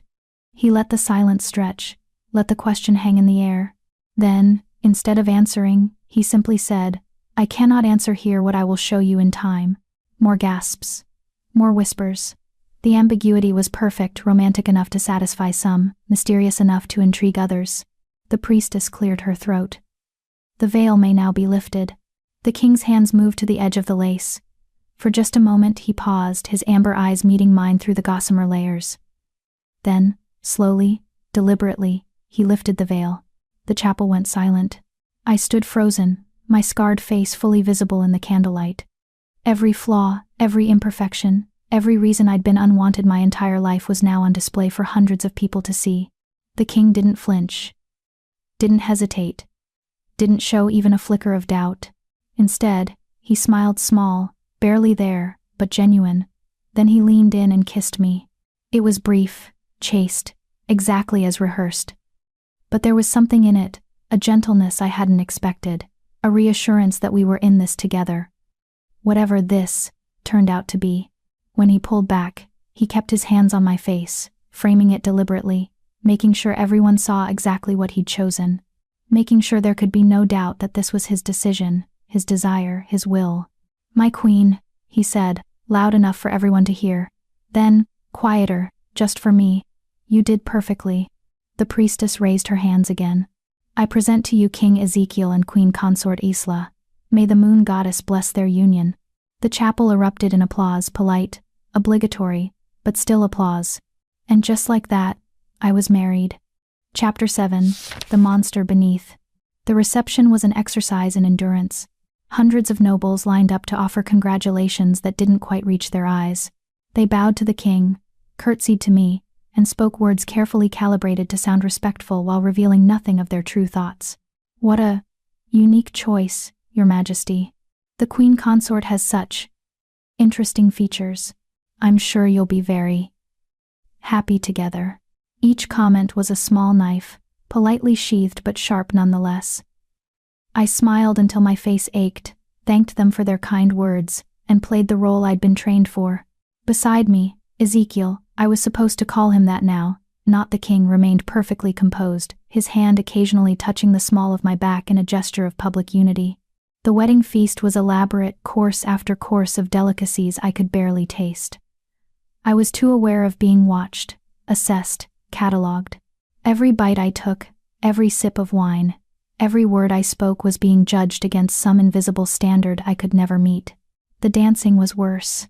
When Ezekiel led me onto the floor for the bonding spiral, every eye in the room followed us. The music began slow and haunting, played by musicians who'd perfected their craft over decades. Ezekiel's hand settled at my waist, his other hand clasping mine. Just follow my lead, he murmured. Forget everyone else. Impossible. But I tried. We moved through the steps Corvin had drilled into me, circling each other in increasingly tight spirals. Ezekiel was a far better dancer than Corvin, his movements fluid and precise. He guided me through turns I'd struggled with during practice, making them seem effortless. You're doing well, he said quietly as we spun. Better than I expected. High praise. $. His lips twitched. I meant it as a compliment. Did you? Yes. You've exceeded every expectation I had of you. That's rare. The music swelled. We completed the final spiral, ending with me pulled close against his chest, his arms around me, our faces inches apart. In that moment, for the benefit of the watching court, we looked like any other couple bound together, intimate, united. The illusion was perfect. The applause that followed was louder this time. More genuine. Perhaps they wanted to believe in the fairy tale. Perhaps they simply enjoyed a good performance. Other couples joined us on the floor. Nobles and their mates, all of them beautiful, all of them perfectly matched. I danced with various lords as tradition demanded, each one maintaining careful politeness while their eyes drifted to my scar. Ezekiel danced with their wives and daughters, all of them prettier than me, none of them questioning why he hadn't chosen one of them instead. By the time the reception ended, near midnight, I was exhausted. The dress felt like it weighed 100 pounds. The crown they'd placed on my head during the feast, a delicate silver thing with moonstones, gave me a pounding headache. My feet screamed in protest at the hours spent in ceremonial shoes. Ezekiel appeared at my side as the last guests finally departed. "Come, we need to talk." He led me not toward the royal chambers I'd been told would be mine, but down. Down through corridors I recognized, past guards who bowed as we passed, down into the obsidian-walled passages beneath the palace. To his chambers. The underground rooms where this had all begun. "Why are we here?" I asked as he unlocked the heavy door. I told you there were things I needed to explain. Things about why I chose you." He held the door open. "Those explanations happen here, where no one can overhear." The room beyond was exactly as I remembered, massive fireplace, walls lined with books, the sense of being cut off from the world above. Ezekiel gestured to one of the chairs by the fire. "Sit. You look ready to collapse." I sank into the chair gratefully, not bothering to argue. He poured 2 glasses of wine, handed me one, then moved to stare into the flames, his habitual thinking position. For a long moment he said nothing, then, "What do you know about lycanthropy?" The question caught me off guard. Only the basics. We're born with our wolves. They emerge fully during adolescence. Shifting becomes natural after that. Those who can't shift are anomalies, broken, like me, went unsaid. That's what most people believe. Ezekiel took a long drink of his wine. But there are exceptions. Variations. Types of shifting that aren't spoken about in polite society. "What do you mean?" He set his glass down and turned to face me. In the firelight, his eyes seemed to glow. "I told you once that I wasn't always fit for company. That there were nights when I needed isolation. Do you remember?" "Yes. When I asked why you lived underground." "I live underground because on certain nights, I lose control of my wolf. Not completely, I retain my consciousness, my thoughts. But my ability to control the shift fails. And when that happens, I'm dangerous." My breath caught. "How dangerous?" "The kind of dangerous that requires thick walls and locked doors. The kind that would terrify a normal Omega into running." His jaw tightened. "My father had the same affliction. He called it a gift. I call it a curse." "When does it happen?" "Full moons. Always.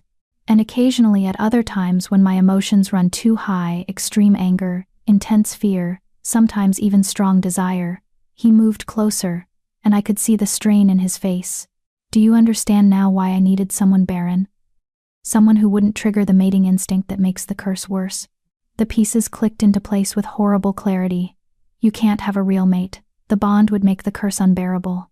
"Exactly. The mating bond amplifies everything: protectiveness, possessiveness, the need to be near them, the urge to claim them physically. For someone like me, those feelings would trigger shifts I couldn't control. I'd be a danger to anyone I actually loved." "So you chose me because you won't love me." "I chose you because I can't love you. There's a difference." He ran a hand through his hair, dislodging the silver circlet he'd worn during the ceremony. "Your barrenness means I won't feel the drive to breed. Your position as a false mate means the bond won't form fully. You're safe from me, Isla. That's why you're here." I stared at him, trying to process this. Does anyone else know? The High Priestess. A few trusted guards. the physician who treats me after particularly bad nights. His expression was bleak. And now you. The council doesn't know? The council would use it against me, declare me unfit to rule, just as they tried with my father before his mind truly broke. He moved to refill his wineglass. My father's deterioration wasn't just age or stress, it was this curse consuming him slowly. By the end, he was barely human most of the time. The decisions he made, the cruelty he showed, it was the wolf taking over. And you think the same will happen to you. I know it will, eventually, unless I can maintain enough control, enough distance from anything that might trigger the worst of it. He looked at me directly. That's why I needed you. Someone I could present as a mate without risking actual feelings. Someone who would keep me human by keeping me alone. The irony was devastating. I'd been chosen specifically because I was unlovable, because my brokenness matched his. When is the next full moon? 3 nights from now. His amber eyes held mine. I'm telling you this because you have a right to know what you've married into. And because when it happens, you'll hear things. Sounds from down here. The guards will be more vigilant, more tense. I didn't want you to be frightened without understanding why. Will I see you? During the full moon? No. I'll be locked in deeper chambers than these. Rooms specifically designed to contain what I become. He set his glass down with careful precision. You'll be safe in your chambers. I need you to promise me you won't come looking for me during those nights. No matter what you hear. I promise. I mean it, Isla. If you saw me like that, if you saw what I become, you'd never look at me the same way again. What makes you think I'd look at you differently than I already do? That stopped him. What do you mean? You've seen my worst from the beginning.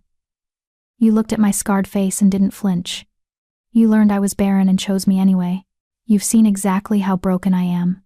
I stood, moving closer to him. Maybe I'm not as frightened of your monster as you think I should be. You don't understand what you're saying, don't I? You're cursed to transform into something you can't fully control. I'm cursed to be something I can't transform into at all. We're both trapped by what we are, what we can't change. I touched the moonstone necklace at my throat, his mother's necklace. You said we're prisoners of different cages. Maybe that means we understand each other better than most people ever could. For a long moment, Ezekiel just looked at me. Something shifted in his expression. Surprise, maybe, or the beginning of respect that went beyond mere appreciation for a useful arrangement. You're not what I expected, he said finally. You've said that before. I'll probably say it many more times.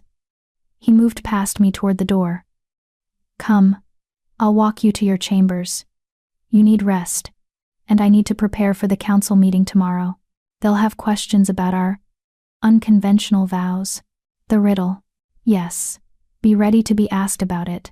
Have an answer prepared that's romantic enough to satisfy them without revealing anything real. We walked through the underground corridors in silence. When we reached the stairs leading up to the palace proper, Ezekiel paused. Thank you, he said quietly. For playing your role today. For not running when I told you the truth just now. He seemed to struggle for words. For being what I needed you to be. A convenient arrangement? A partner who understands. He started up the stairs, then looked back. One more thing. Your chambers are in the east wing, 3rd floor, as we discussed. But if you ever need to speak to me privately, not as king and queen, but as 2 people trying to survive this arrangement, come to the library I had prepared for you. I'll check it each evening after the court has settled. If you're there, we'll talk. It was an unexpected kindness. A thread of connection in what was otherwise supposed to be a transaction. Thank you, I said. He nodded once, then continued up the stairs, leaving me to follow. My chambers as queen consort were magnificent.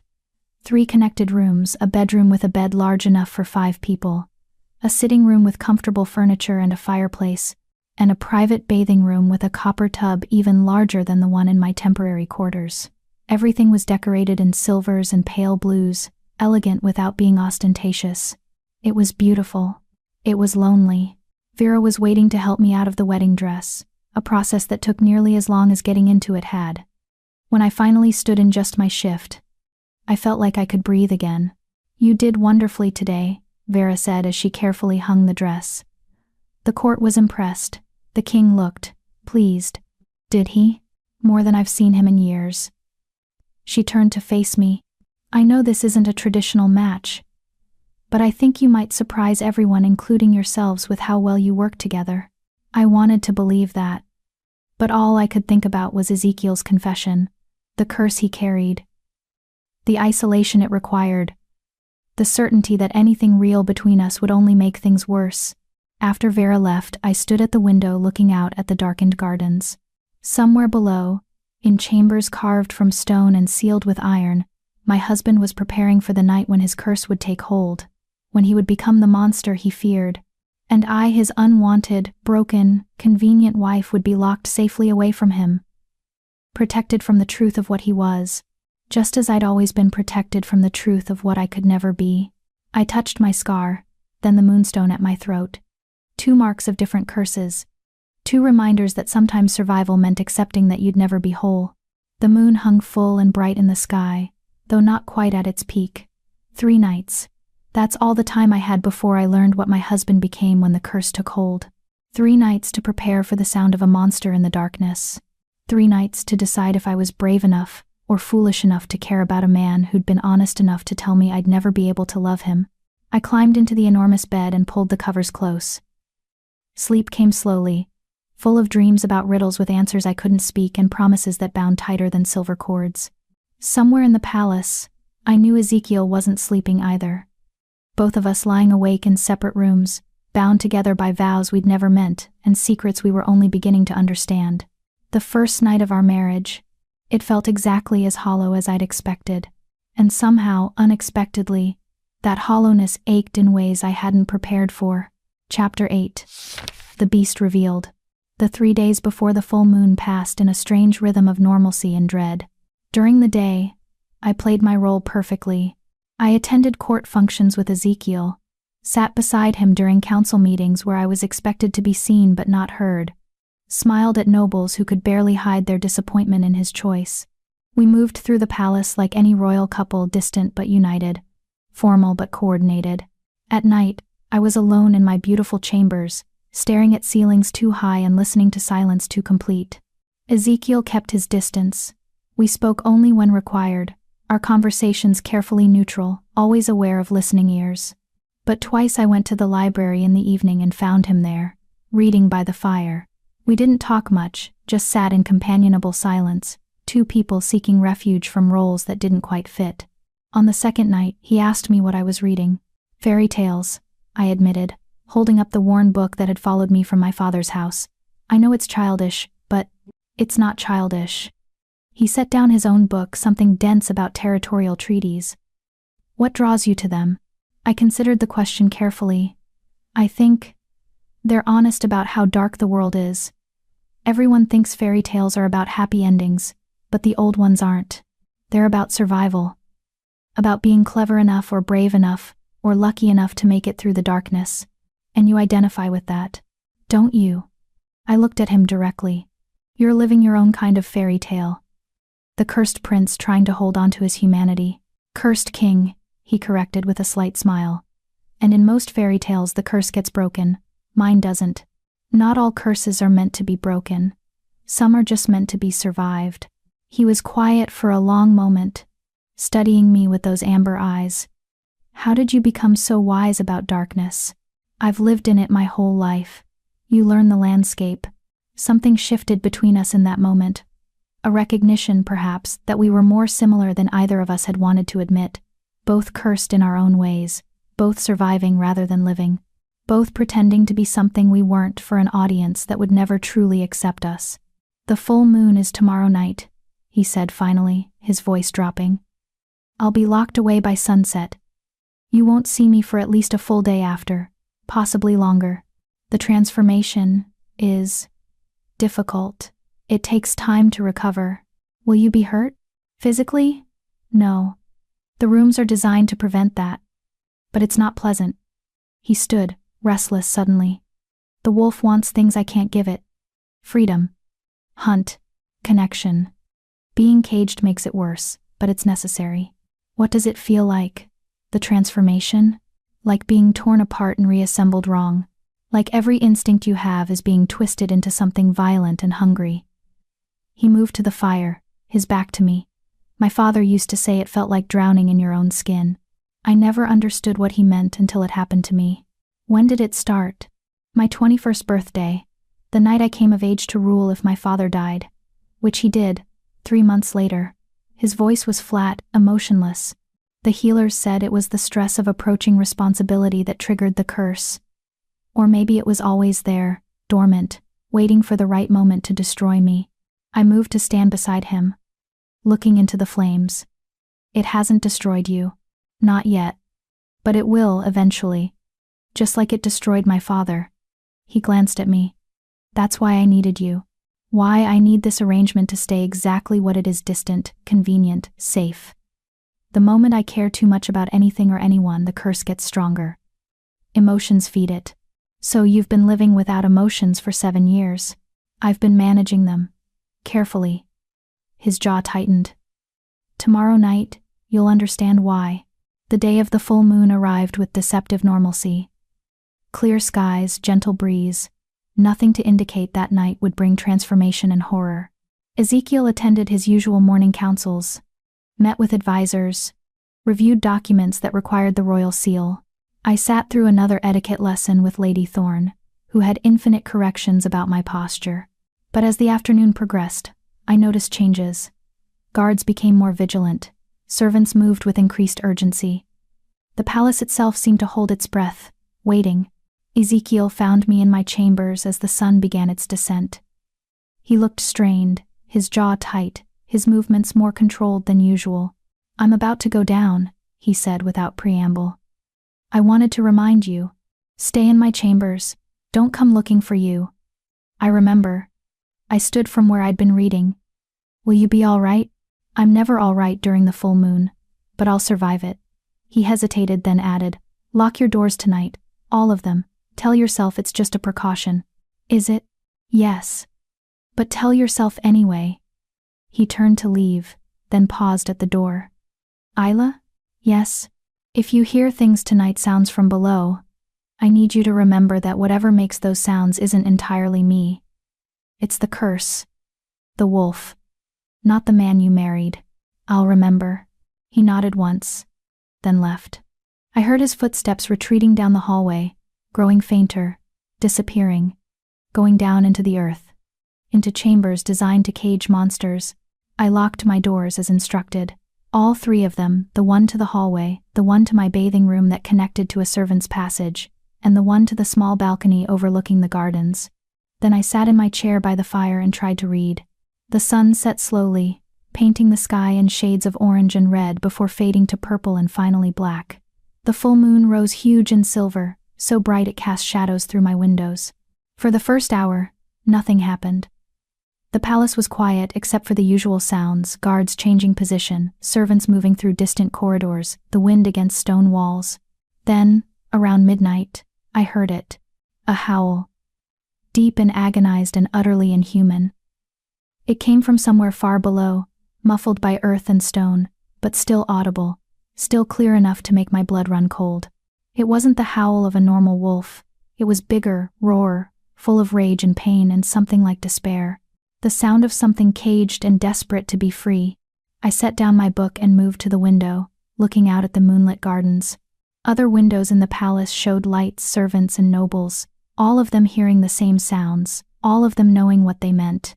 Their king, transforming into the monster he spent his life controlling.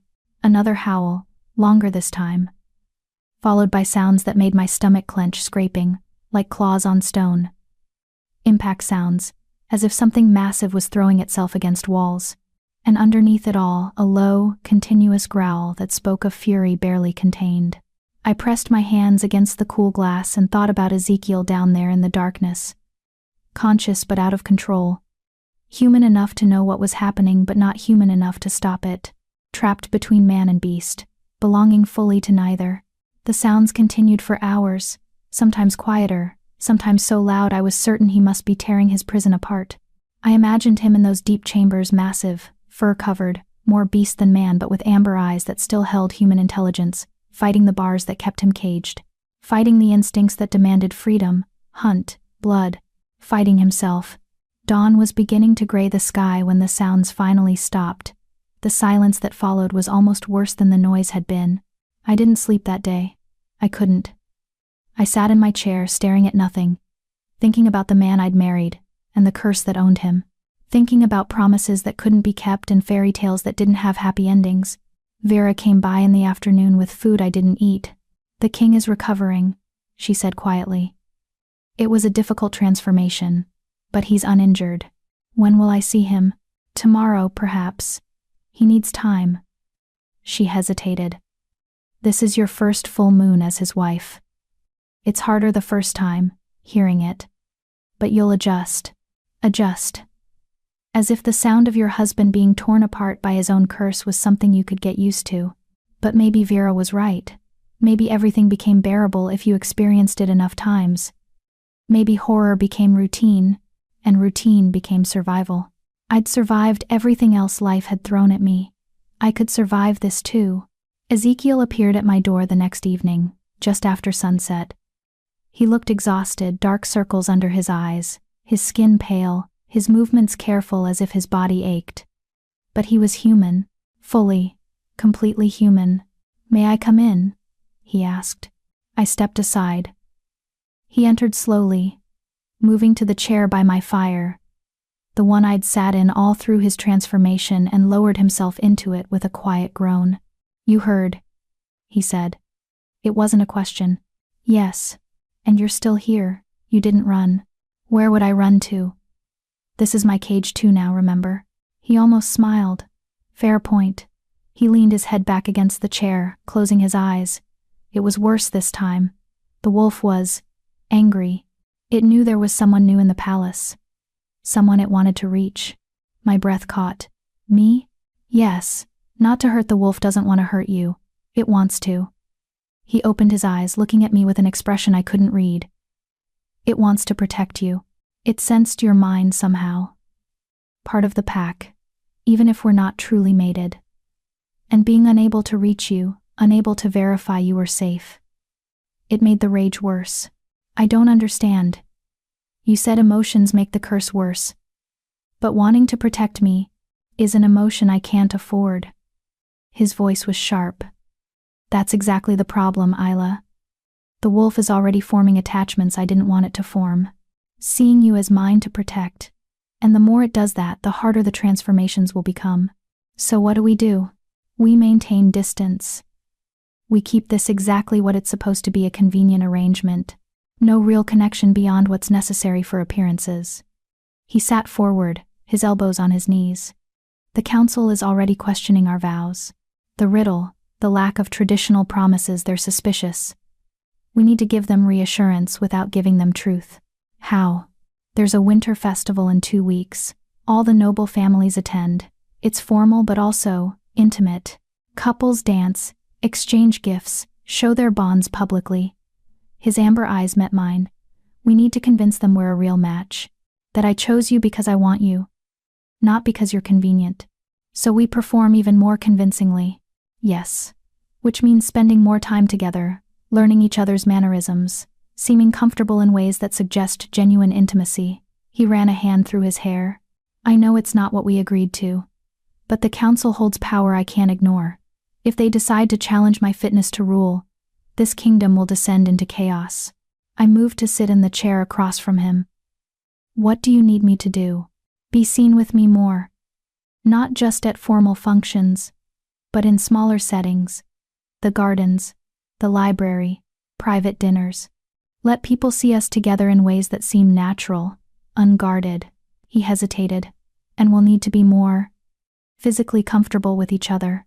Nothing inappropriate, but small touches, familiar gestures. The kind of thing actual mates do without thinking." "You want me to pretend to be in love with you. I want you to pretend to be comfortable with me. Love can come later, as far as they're concerned." His expression was carefully neutral. "Can you do that? After what you heard last night, can you look at me and act like I'm not a monster?" I studied him, this exhausted, cursed king who'd been honest enough to show me his worst and ask if I could survive it. "You're not a monster, Ezekiel. You're a man with a curse. There's a difference." Most people wouldn't see it that way. I'm not most people. I stood and moved closer to him. You've seen my scars. I've heard your beast. We're both broken in ways most people can't understand. Maybe that means we're the only ones who can truly accept each other. You're being romantic about a curse and an arrangement. Maybe. Or maybe I'm just tired of everyone telling me what I should feel. I held out my hand. We have 2 weeks until the winter festival. We should practice being comfortable with each other. He looked at my hand for a long moment. Then, slowly, he took it. His palm was warm against mine, his fingers rough with calluses from sword training. He stood, and suddenly we were very close, close enough that I could see the flecks of gold in his amber eyes, smell the scent of pine and smoke that clung to him. This is practice, he said quietly. Nothing more. I know. I need you to remember that. No matter how convincing the performance becomes, I will. But even as I said it, I wondered if either of us truly believed it. Because standing there with his hand in mine, both of us scarred in different ways, both of us surviving curses we couldn't break, it felt like something more than performance. It felt like recognition. And that, I suspected, was more dangerous than any curse. The 2 weeks before the winter festival became a careful dance of proximity and distance. Ezekiel and I took breakfast together in his study, private enough to seem intimate, formal enough to maintain boundaries. We walked the gardens in the afternoons, his hand occasionally touching my lower back in a gesture that looked protective but felt calculated. We spent evenings in the library, sometimes reading in silence, sometimes discussing politics or history. He was teaching me about the kingdom I was now supposed to help rule, and I found myself actually interested. The way territories had been formed, the alliances that held everything together, the careful balance of power that kept the peace. You're good at this, he said one evening, after I'd analyzed a particularly complex treaty dispute. Understanding the nuances, seeing past the obvious positions to the real motivations underneath. Years of being invisible teaches you to observe carefully, I replied. When no one thinks you're paying attention, you learn to see what they're really saying. Use that at the winter festival. Watch the nobles, their reactions to us. Tell me afterward what you saw. I need eyes I can trust. It felt like being given a real task, a purpose beyond just standing beside him and looking appropriate. I can do that. As we practiced our public interactions, something strange began to happen. The touches that were supposed to be performance started feeling natural. The smiles we exchanged for the benefit of watching servants stopped feeling entirely fake. When Ezekiel would absently tuck a strand of hair behind my ear, or I would straighten his collar without thinking, it wasn't always calculated. Sometimes it was just comfortable. The night before the winter festival, I found him in the library later than usual. He sat staring into the fire, a glass of wine forgotten in his hand. Can't sleep? I asked, settling into my usual chair. The festival will be a test, he said without preamble. The council will be watching for any sign that our marriage is a sham. If they find one, they'll use it to question my judgment, my fitness to rule. Then we won't give them one. He looked at me, and something in his expression made my breath catch. I don't deserve your loyalty, Isla. I bought it with promises of books and safety. That's not real. Maybe not. But it's honest. And maybe honest is better than whatever most marriages are built on. I stood and moved to stand beside him. Tomorrow, we'll dance. We'll smile. We'll convince everyone watching that you chose me because you see something in me worth choosing. And maybe, for that night at least, it won't entirely be a lie. His hand reached up, his fingers brushing my scar in that gesture that had become familiar between us. When did you stop being afraid of me? I'm still afraid of you. But I'm more afraid of going back to being nothing. I covered his hand with mine, pressing it against my cheek. At least here, as your convenient arrangement, I'm something. That's more than I had before. That's the saddest thing I've ever heard.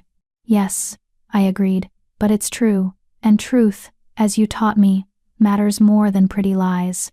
We stayed like that for a moment, his hand on my face, mine covering it, both of us balanced on the edge of something neither of us fully understood.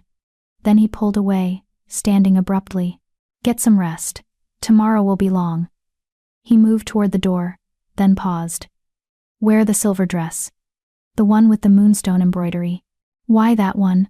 Because it makes you look like starlight. He said it matter-of-factly, as if commenting on the weather. And tomorrow, I need everyone to see what I see when I look at you. What do you see? But he was already gone, leaving me alone with the fire and the question and the dangerous feeling that this arrangement was becoming far more complicated than either of us had intended.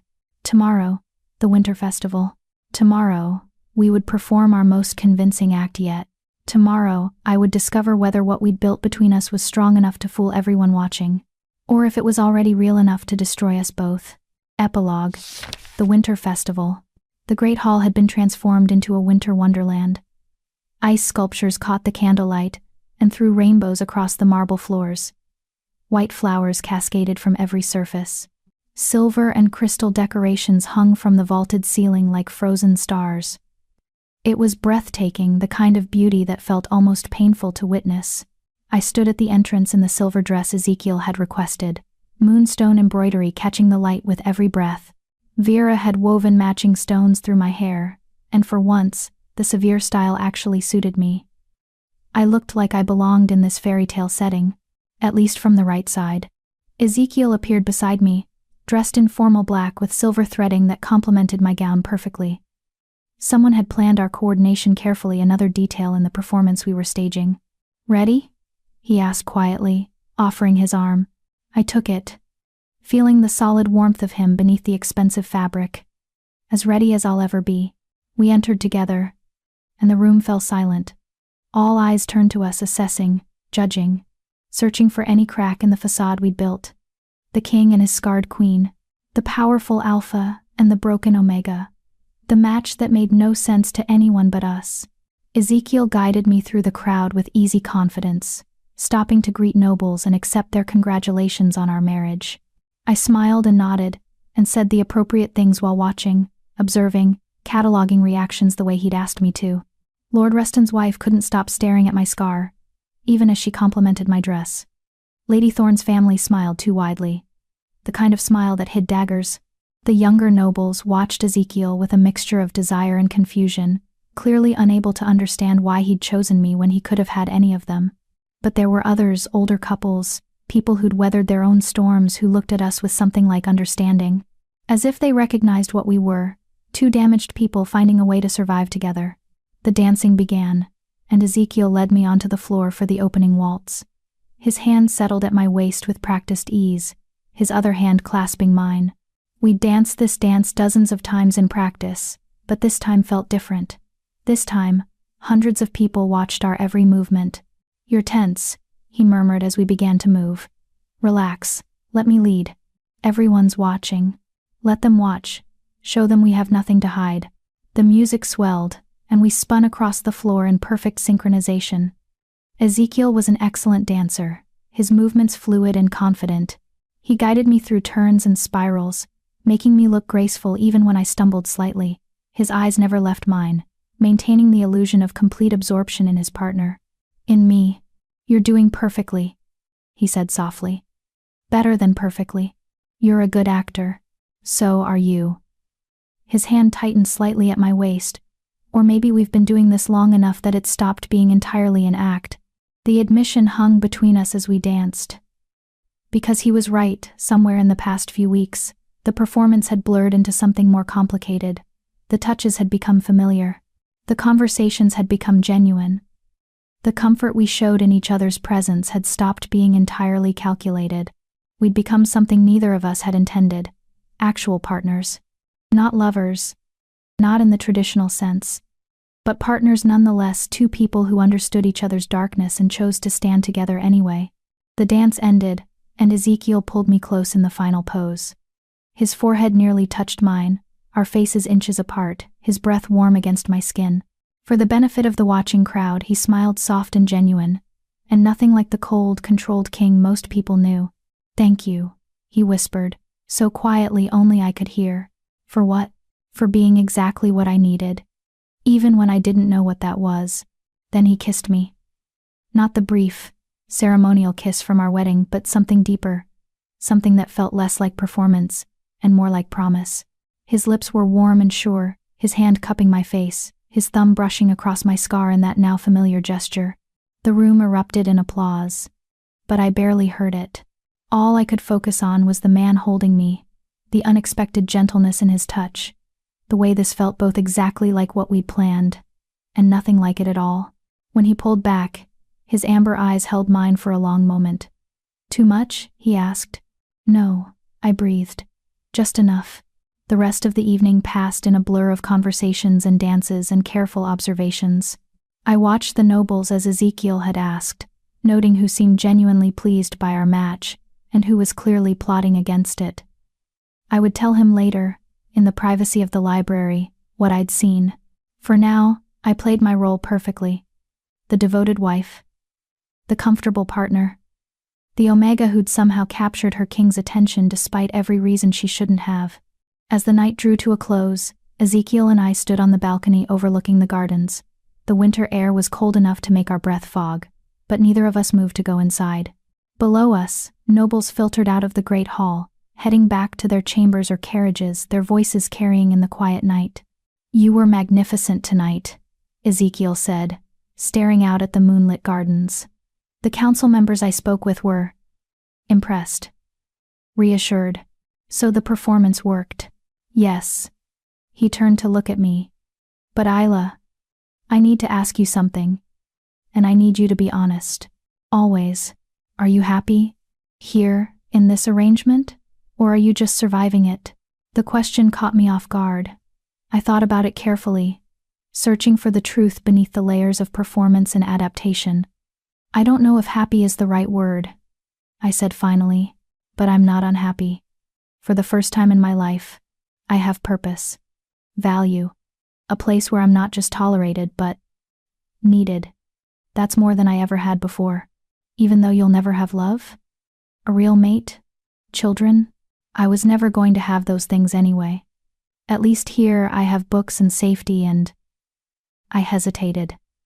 "And someone who sees me as more than just broken." His expression softened. "You were never broken, Isla.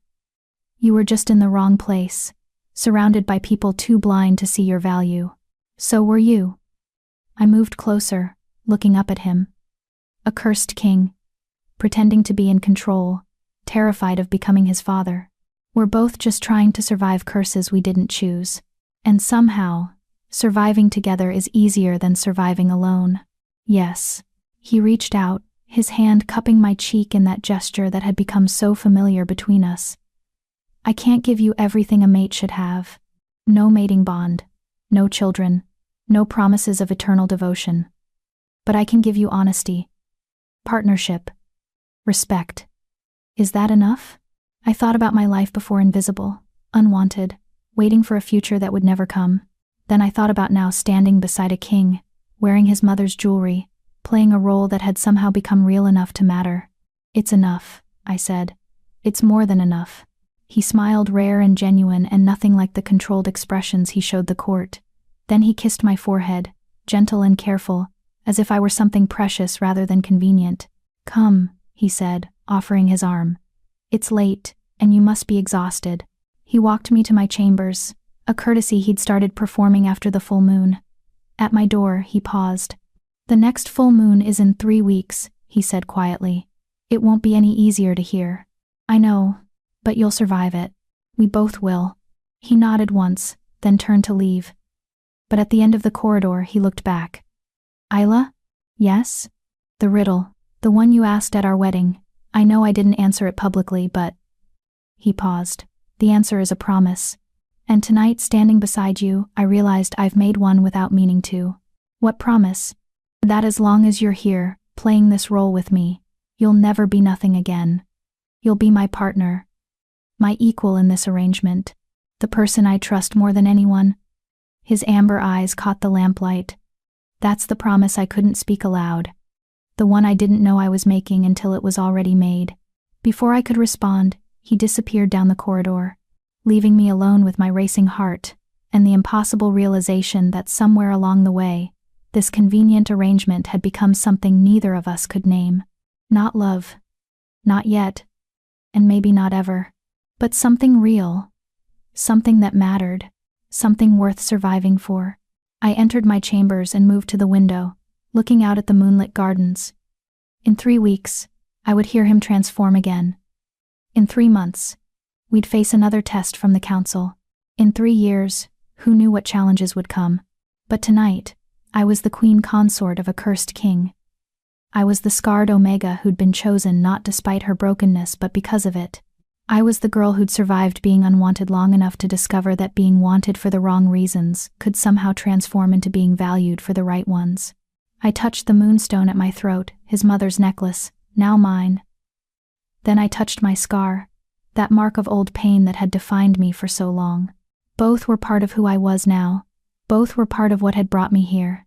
And here, I realized, was exactly where I was supposed to be. Not in a fairy tale ending with true love's kiss and magical transformations, but in something better. A honest partnership between 2 cursed people who'd found a way to survive their darkness together. It wasn't the story I'd dreamed of as a girl reading fairy tales. But it was real. And real, I'd learned, was far more valuable than any fantasy. I climbed into bed and pulled the covers close, falling asleep with the memory of Ezekiel's kiss still warm on my lips, and the certainty that tomorrow would bring new challenges, new performances, new moments of truth disguised as lies. But I would face them. We both would. Together, in the only way we knew how, honest about our brokenness, accepting of our curses, and determined to make something worthwhile out of what we'd been given. The Alpha King had claimed the Omega no one wanted. And somehow, in the claiming, we'd both found something neither of us knew we needed. Each other. Thank you for experiencing this emotional journey with Isla and Ezekiel. Loved this story? If this tale of broken hearts finding unexpected partnership resonated with you, please like this video and subscribe to our channel for more deeply emotional fantasy romance stories. Share your thoughts in the comments below. What was your favorite moment between Isla and Ezekiel? Did the riddle's meaning surprise you? Would you have made the same choices Isla did? Your engagement helps us create more stories like this tales that explore the complicated beauty of finding connection in unexpected places. New stories released every week. Subscribe now and join our community of romance fantasy lovers.